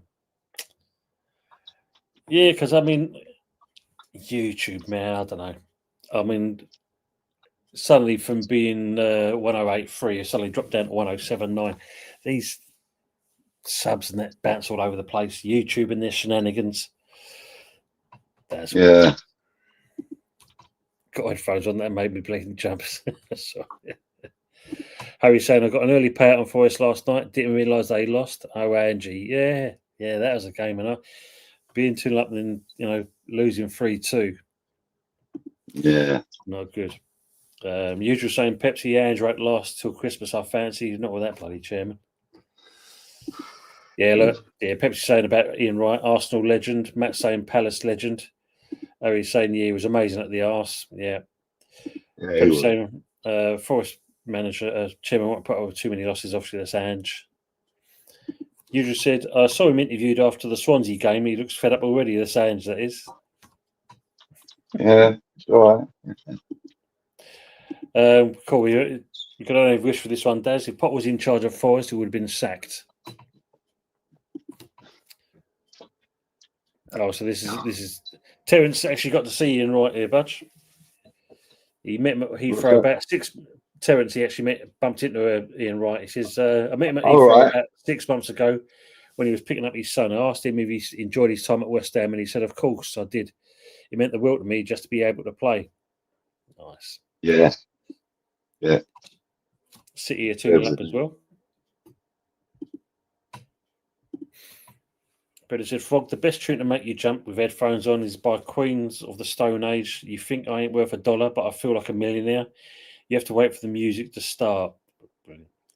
Harry's saying Ian Wright was fantastic. Will always be an Arsenal player for me, though. Yeah, I get that, and but the thing is, the idea of Green Street Elites is for us to highlight players that actually did know what it means to play for the shirt, and during the Green Street era, and that don't get spoken about that often, and it's not that often that you'll hear West Ham fans talking about Ian Wright. So we do have a right to, and that I feel that only 22 appearances in one calendar year. And 9 goals in those 22 appearances doesn't really tell the whole picture, because it was what he was like, on the training field and that as well.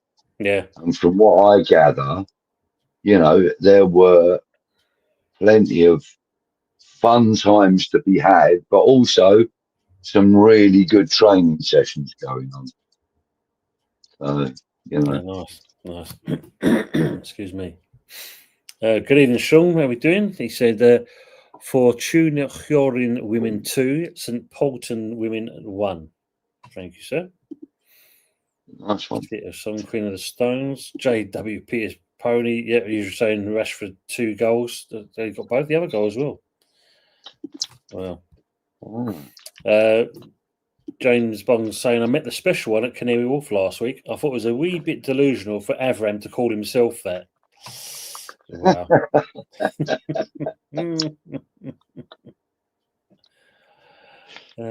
What an absolute fruitcake, that man. When I saw Cots alive, the bass player was naked. Great gig at Brixton Academy. Wow. Sean's also off to see Cots at Spud Stadium next July. 2002, you want to see him. Robert saying, did you see the program where he met his old PE teacher that started him on the journey? He was really emotional. Yeah, that was proper emotional. Because he couldn't believe he was behind him. He couldn't believe it was him, didn't he? He was just stumped at that point. He's like, I thought you were dead. He goes, no, not yet, Ian. Great. Oh, wow, you've been special needs forever. Bloody hell. Can't go into the Armenians fresh. Robert saying Casey plays for Swansea and played well. Yeah. Brilliant. Good evening to Lee Statham TV. As always, if you haven't already been over there, give him a like, share, and subscribe. How are we doing, Lee? I hope the family's doing good. Good evening, Lee. Regards to everybody at home. Yeah, absolutely. That's it. I think he's too slow, man. He hasn't got a free kick. Long time, Lee saying for Sean. Cardiacs is fucking mental. Punk Zapper is nearest I can describe him. Wow.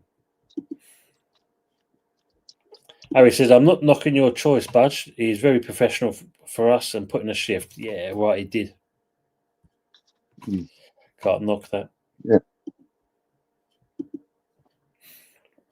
Everyone's saying like Lee as well, which is nice. And he's also saying, everyone hit the like button, hit the subscribe button. Thank you, Lee. Thank you very much for that. We're talking about that band still. Pepsi's brilliant with these. Pepsi saying, Division Professional Bolivia, always ready for Investisario de Vinto 1. Not bad at all. Not bad. So always ready. Always ready, yeah. that's the West Ham board, isn't it? It's got to be that. Good evening, Always Ray. How ready we to doing, play. mate? Thanks for coming in. Hope you're well, Ray. Good evening, Ray. Love it, Shirley. Scotcho. Dear me. And everyone's saying like Ray as well. I don't know if you spoke about it last night on the Old School Hammers and that. Did you talk about the game coming up? Do you think we're fair against Palace? Yeah, we did, and I'm pretty sure that any West Ham fan's going to be absolutely disappointed in how I think it's going to go. But I think we're going to lose it like 3-0. I really don't have any faith in the way we're playing, in the way we're setting up. I just don't have any faith in it at the moment. And it pains me to say it. It pains me to think it. But, it's how I'm just trying to be realistic. I can't see us getting anything out of a team that have not lost in 14 games. I mean, they are our bogey side, mate. I think we both know that. My first ever game, my second ever game was against Crystal Palace, and they, at the stadium, at the new stadium, and we drew 2-2 with them, and we've never really had a result since. I think we've had maybe one win out of them since then. And so, our record against them isn't good. As I said, my confidence levels in the team and the coaching and management of the team is not high. Put it this way: if I was feeling this way about getting on an aeroplane, mate, I'm not going on holiday. Simple. I would not be getting on that plane. True. I mean, for me and that, I said last night, I feel, we're going to lose it 2-0. I think we're just going to be undone on set pieces, if anything. And if you've got that Mateta playing, and I suppose like everything else, it's if he sticks with Hermanson in goal. Oh, we're in serious trouble. Mate, I tell serious trouble. I'd rather he puts Ariola in. And just quickly, usual, give us the odds on West Ham. Hang on. You've twisted again. Of course, Terence. Tell that bad joke. Yeah, Ray. Budgie will be back with us in a minute, I think. Might have been student tour, hasn't he? Harry used to love going to gigs at Brixton Academy. There were some in there, weren't there? Ray, good evening. You showed he writes old teacher, Mr. Picton. Thank you much for the name. Yes, brilliant. Yeah, as Brendan says, look, go on, Terence. Don't leave us hanging. Absolutely. Dad thinks we're going to get stuffed. For Sean saying, I saw Linkin Park at Brixton Academy. That was back then. Talks. What was the other one? London Arena. There was some things done there. Remember London Arena? James Boggs said, I never saw us win FA at Palace. Their kids were far better than ours. I'm afraid some things seem to have never changed in the last 40 odd years. We never had a good record against them, that's for sure. So it's a definition of fist in Egyptian period, getting your palm read. Oh, dear me. Terrence. Only got to sip the O2 fresh. Hopefully, Budgie will be back for us shortly. I think he's having his trouble with that. Frog says, surely we're going to play the one more game boogie until Christmas again. I mean, this is the thing, isn't it? I mean, if Potter gets to win, does it give him a reprieve for another game, couple of games again? I mean, let's hope not. Let's hope not. Because at the end of the day, let's see the bigger picture here. We've got to make sure, if anything, we get a shot of him. He ain't changing it anytime soon. Harry's saying, spare of the moment thing on my birthday talks, just ended up at the academy. They were fucking excellent that night. Brilliant. Yeah, the old Docklands Arena, London Docklands Arena. Yeah, been there many a time. Sadly, all gone there, yeah, which is a shame.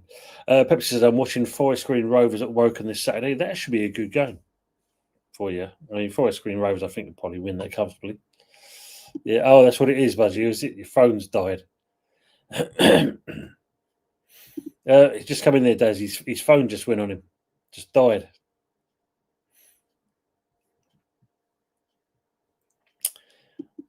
People in the chat, while we're waiting, if Budgie comes back, just give your score predictions for us again. Just let us know what you feel. Fell off his perch.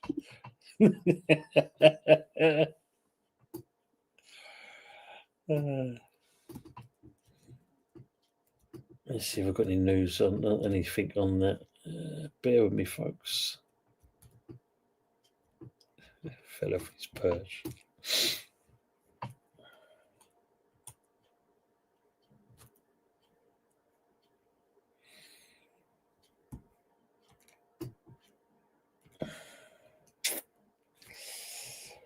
Overview. What's the old win rate? Does it say? Our form guys compared to them, they drew 1-3-0, drew again, 1-1, won on penalties.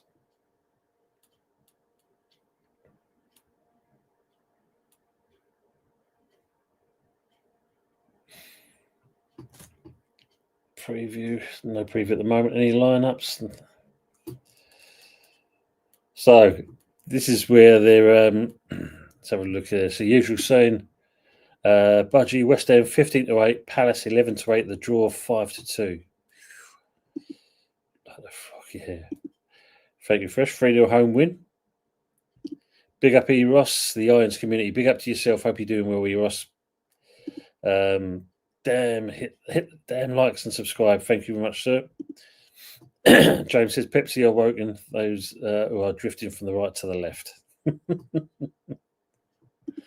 I'll have an E, please, Ross.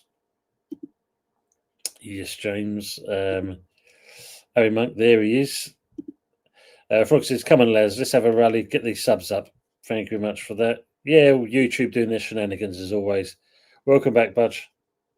Sorry, mate, my phone died. I've had to come in on the laptop. No worries, mate. So, bear with me while I try and up the lighting. No worries, sir. No worries. I'm just looking at the so-called predicted lineup they're giving for the Saturday's game. According to them, Okay. he's probably going to go with Hermanson in goal. You're going to have Diouf, Keelman, Tadibo, Walker-Peters. Then you can look at JWP, Magassa. Then you're looking at Somerville, Fernandez, Bowen. And then they're going with Paqueta up top, believe it or not. Really? Oh, it was a false 9 again. Yeah. Let's go. Predicted side for Palace: Henderson in goal, Gay, Lacroix, Richards, and then you're going to have Mitchells, Lerma, Hughes, Munez, Jeremy, Kamada, and up top Mateta. Some Right. tall players there as well. Some tall players in that lot. Yeah. Yeah. Oh, I think we're going to get smashed.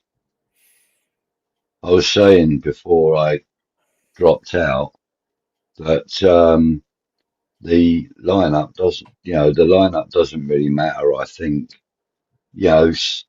Palace are on a fantastic vein of form. And I think we're going to struggle, no matter who they put out. Yeah. You know. What do you think of my new backdrop, by the way? Look. Yeah, it's brilliant. That I like that.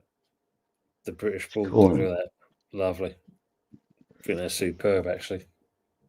Yeah. Where is it? Temu. Timu, yeah. Two almost there. Robert's saying, Ross, are you an East End boy? I'm an East End boy, Robert. That's where I'm born and bred, East End. I'm not, but my family do live in East Ham. Born in Plaster Hospital. Hope we win, but I think a 4-0 loss, Daz is saying. Cool, blimey. He says, Robertson, Arsenal, unfortunately, I'd rather support East Ham, though, he's saying. Frog says, I feel we're going to squeak a 1-0 and be pissing about with Potter for months. Yeah, it's the old, let's save Potter for one more day. Yeah. We'll have all of that, won't we? If he squeaks a win or a draw. That should be the case. If he manages to freak out not freak out, but if he manages to eke out a 0-0 draw, that's a clean sheet. That buys him another game. I guarantee it. Guarantee it. Clean sheet will buy him. We've seen it before, haven't we?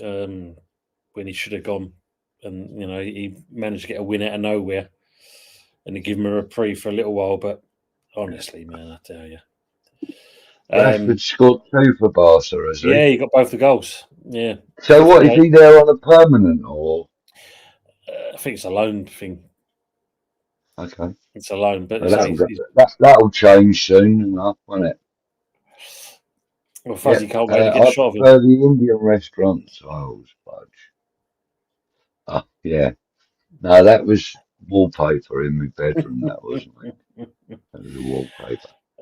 Pepsi says, win the dog would be a better background, he's saying, Pepsi. Win the dog. Terence says, I'm not ashamed to admit that I still ain't bought this season's top. I'm embarrassed to. Me too, mate. Brendan's saying, wait for the sale, Terence. Well, I've seen, I've got a text today. Sorry.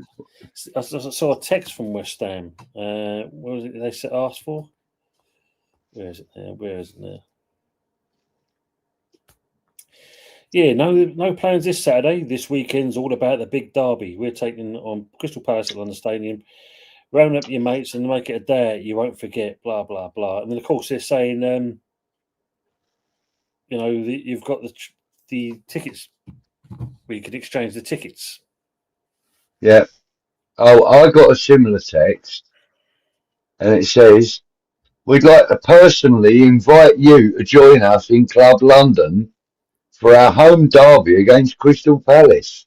Create unforgettable memories and enjoy the unrivaled atmosphere of Derby Day.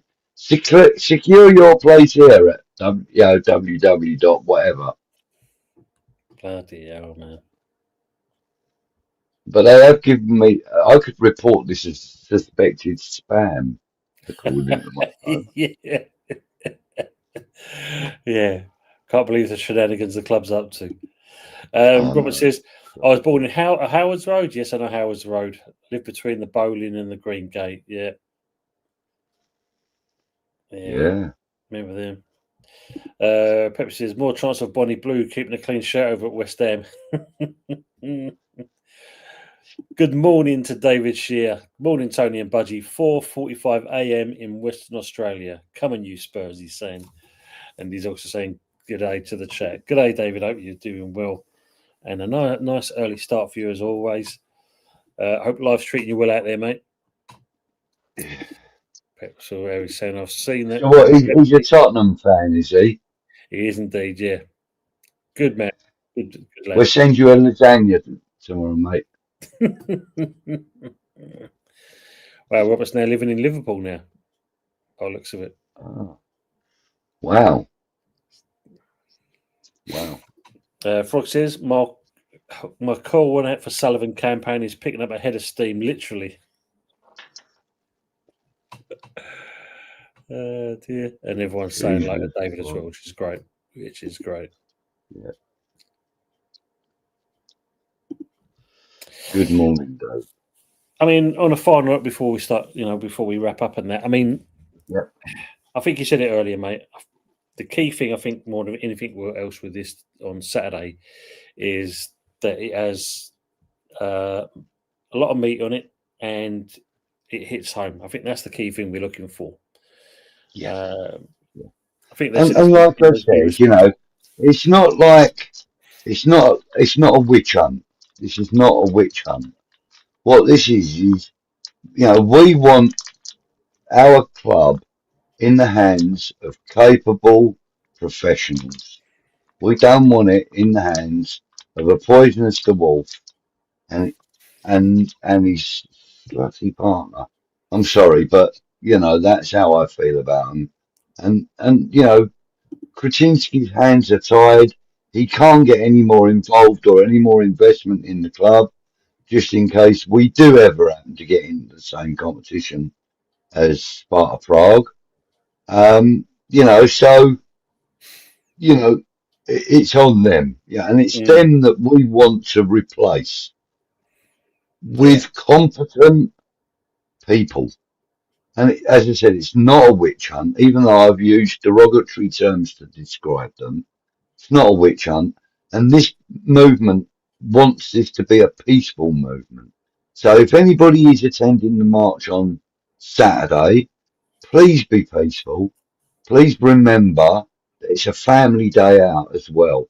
People are encouraged to bring their children to show their support for the club, not for the board, for the fans. Take your kids.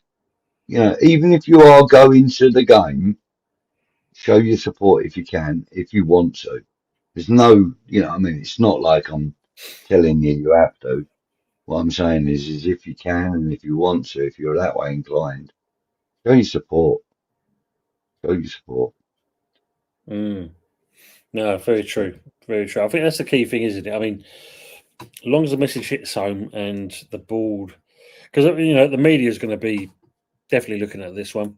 I think that that's got to be the important factor that it comes across in the right way, because that way then we can get the media on board with us rather than the other way. Because we don't want to give them any ammunition where it's because who's going to hear it at that bloody mouth? I told you so.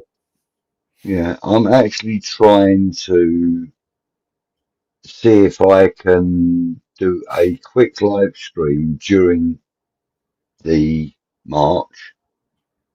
And what I want to try and do is connect with Paul Colburn if I can, and do a live stream and just kind of get an idea of the atmosphere of what's happening.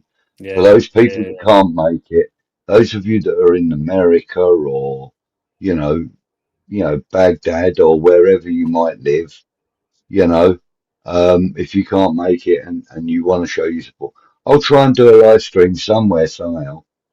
We'll see if we can get Paul on. Sounds good, mate. Yeah. Terence says, my midget thinking son Aaron is actually offered to buy my top. I think I'm just going to buy an old replica top from the 80s with pride. Yeah, good shout. And Terence, my advice to you is the blue with the 2 claret stripes from about the mid-80s, I would say.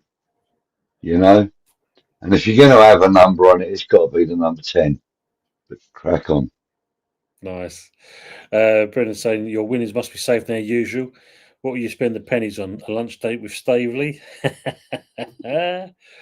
Professionals, not spivs. Absolutely, Steve. Moyes James Absolutely, mate. Newcastle clawed one back. Anthony Gordon.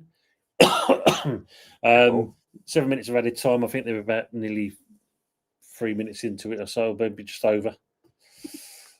Oh, clench those cheeks, usual, he's saying. Dan's asking, are you doing a watch along a Palace against a game, Tony?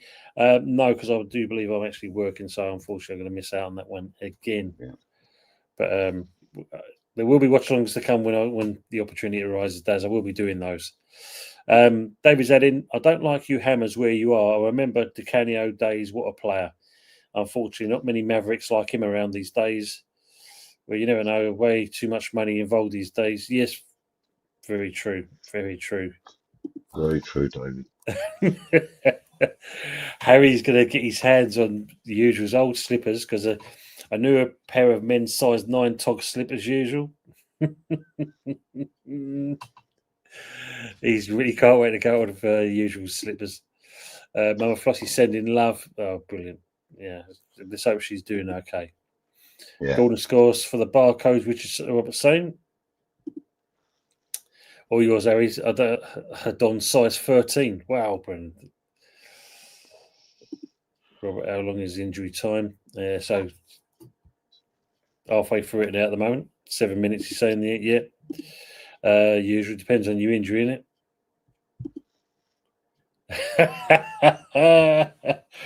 Big feet. Oh, God. Yeah. I was rather hoping that nobody would pick up on that one. Yeah. 7 minutes sneaky No, bum. Yeah. Antonio will not be on the bench at the weekend. That one, yeah. Terence says, Budgie, I've got that one, but unfortunately it's about 15 sizes too small now.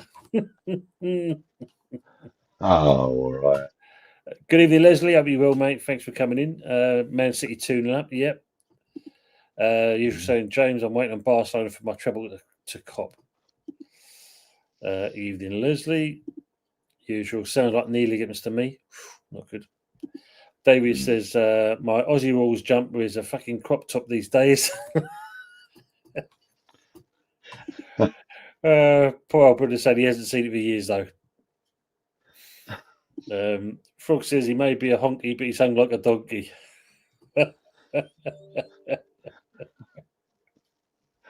Flipping hell. Some brilliant comments coming in. Thanks, Daz. Yeah, so not long to go there, and I think there's a couple of minutes to go, if that, in the Newcastle game. Handsy flicks. So are they 2-1 down?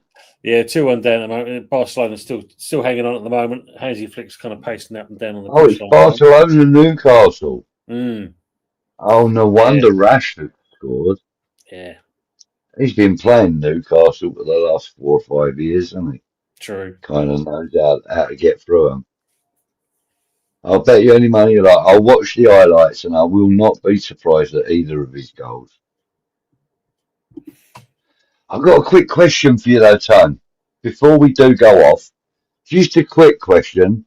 And I know it's probably going to spark a few comments, but fortunately, you haven't got 20,000 people in the chat.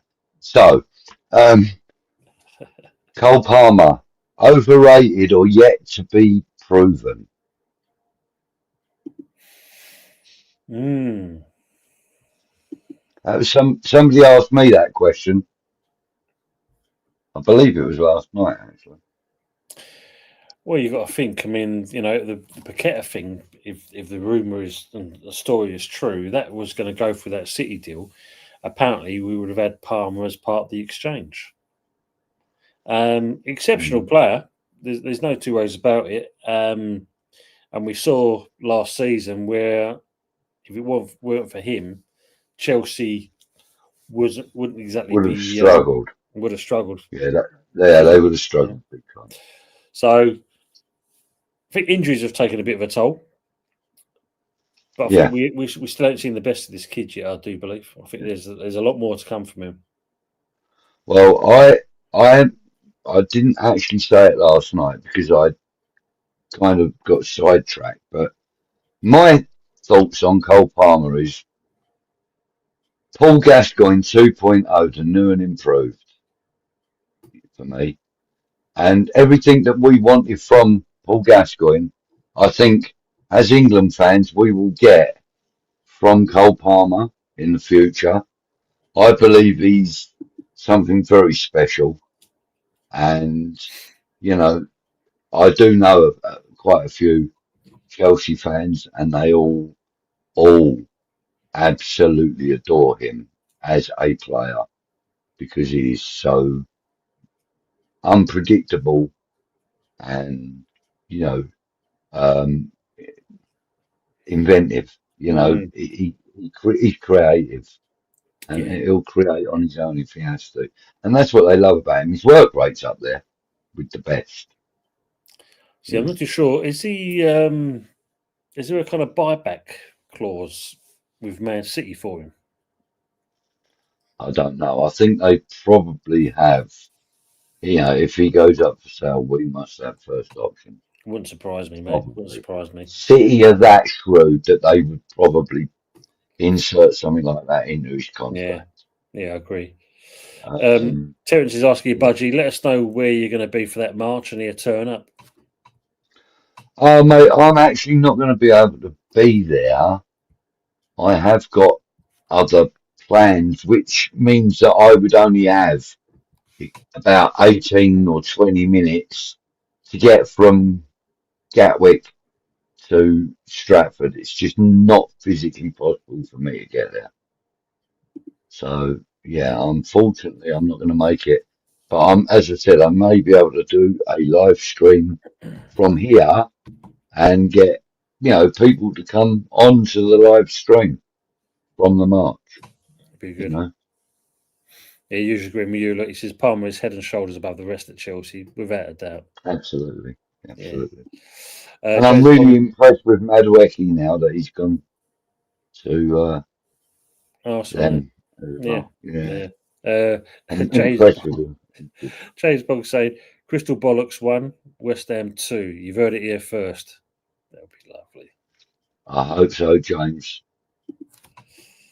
Yeah, Newcastle 1, Barcelona 2.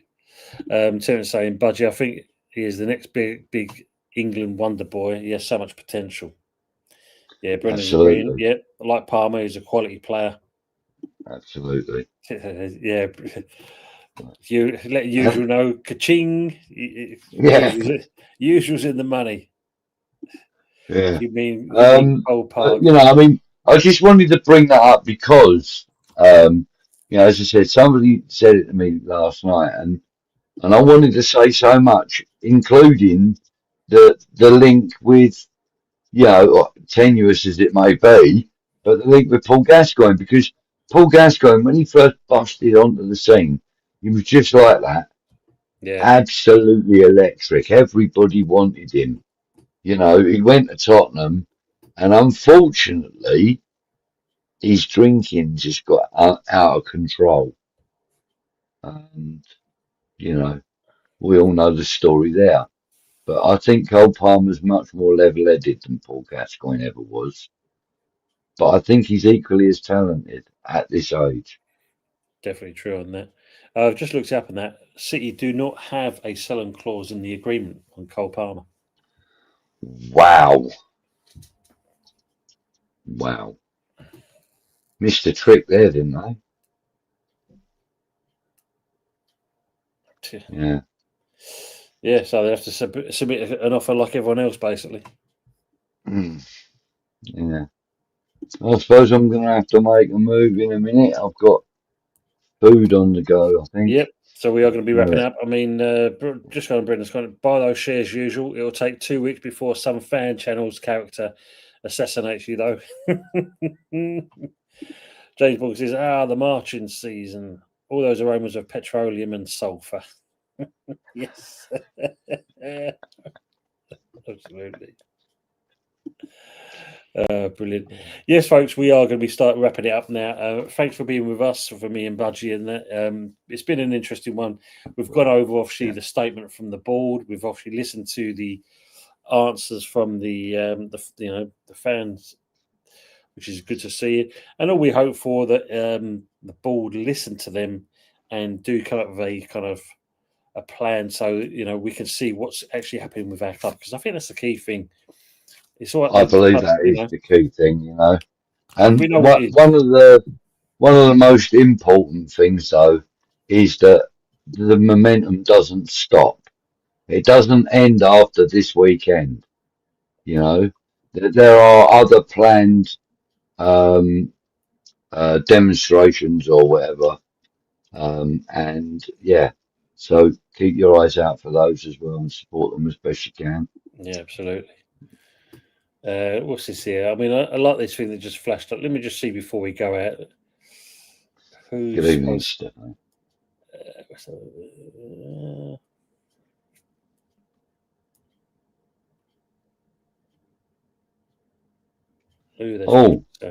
Harry says that the under-21s are live tomorrow night on YouTube.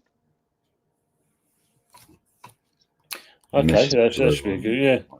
Yeah. Stephanie saying, "Oh, West Ham after hammering again. Big up Tony and Budgie. Big up Stephanie." No, I think there'd be a merry-go-round if that was the case again. Harry's saying, "Great show tonight, gentlemen. Much love. Chat under 21s live on YouTube. Come in, you irons. Thanks, Harry, as always." And all right, Harry, thanks for that as well. Steph. James Bogg saying, "Little on the late side, Lord Topher." Steve saying, "Nice unusual. My tenfold was let down by two home bankers. European women's football." Laughed out loud. There's Ray saying, "A great show. Thank you very much again." Thank you, Ray. Terence says, "Gentlemen, thank you for a great show. Lots of laughs and plenty of useful information. Basically, thanks for a show where people come together and have a laugh." We try that. We try our best on that one. We we don't often shout and rave and this and the other. We just want to make sure our club gets... What we do like to do is if we know that there's a clown suit available, we like to be able to put it on. Yes. And wear it proudly. Thank you, Mr. Bong. Appreciate that as well. Thank you very much. Daz said, "Not all good show." Thank you very much for that as well, Daz. Steve, thanks. I avoid the women's game like the plague, he's saying. Yeah, make sure you enjoy what's left of the evening. The weekend is nearly upon us. Thank you, Steve. Thanks, Chintz and chatters. You're most welcome.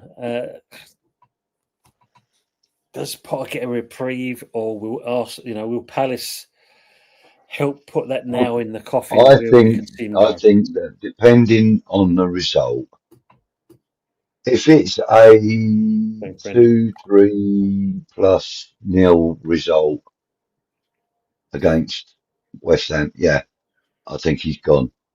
I think if it's a clean sheet for West Ham, 0-0, or a 1 or a 2-0 win, maybe even, I think it's a reprieve for him. But any loss by 2 goals or more, I think he's gone. I don't think he's gone if we lose 1-0. Well, the interest when you think about it,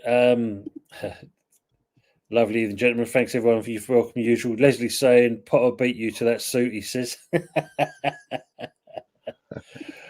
Frogsy, you don't blame your mate. He wasn't for the woolly bits. Easy there, Budge. Robert's going for a 1-1. But you got to think, even if he gets a reprieve, the interesting one will be the game after, because of course we go to the new Hill Dixon Stadium, Everton and David Moyes. Well, that's going to be mixed fortunes for David Moyes, to be fair, right? Because yes, it is a home stadium, but it's brand new. And what you don't do is you don't run uphill in a brand new pair of shoes. You just don't do it. So they are kind of easing their way into the stadium. He saw what the transition was like at the London Stadium. He saw what the transition was like at Main Road. Sorry, the Etihad. He saw what the transition was like at the Emirates and the Amex. You know, from the outside, he saw what the transition was like. So he knows what's to come. And I think he's a wily old fox, and we underestimate him sometimes. So I think it's going to be a bit of a banana skin for us. Well, all I look at that is take the positives, and if it kind of edges that, get Potter out of the system, and that, and no disrespect to Potter, but if you're not making it, you're not doing it, then it's time to move on and improve. Let's get someone else that's going to change it around. Well, I think they like to say for the time being, it's the one that seems to be the most easiest kind of option is Nuno at this stage. Yeah. May not be the style of football we want to see, but if we get the best out of these players and all of a sudden starts turning things around, and then can carry on doing that, then you can live with that for a while. Yeah. And I think that, that's what we need. What if, for argument's sake, Nuno walks into the training ground, first game after he's done that, the likes of Tadibo and Kilman are playing like absolute world beaters. And then you've got your midfield all clicking and a little bit of movement going on, and you've got your fast boys down the wings and stuff. And it all starts clicking for him. Then we're all going to think that, he's a genius. Whereas in reality, all it is really is that he's used to right motivational things and stuff for those players. I think Graham Potter may be struggling with one or two of them, one or two of the important ones, even though one of the really important ones has come out and said that he's got a really good relationship and loves working with Potter. It's kind of, you can see it's kind of media written the way he puts it. Yeah. And that's the thing, like everything else, and that, for World Budget, it's all the rumours. When it happens, it'll happen. Robert's saying, obviously, wake up, Budgie, you're dreaming again. Frog says Potter will have to go some to convince me he's a genius. And that's what they're saying. But on that note, as Leslie says, stay healthy, people, and that we are now going to wrap it up. And that Budgie needs to eat because obviously we don't want him wasting away. I do, and I also need the bathroom like you would not believe. But as always, before we sign out with you, as always, come on, you irons, and let's get you on air club. Good night, all. God bless.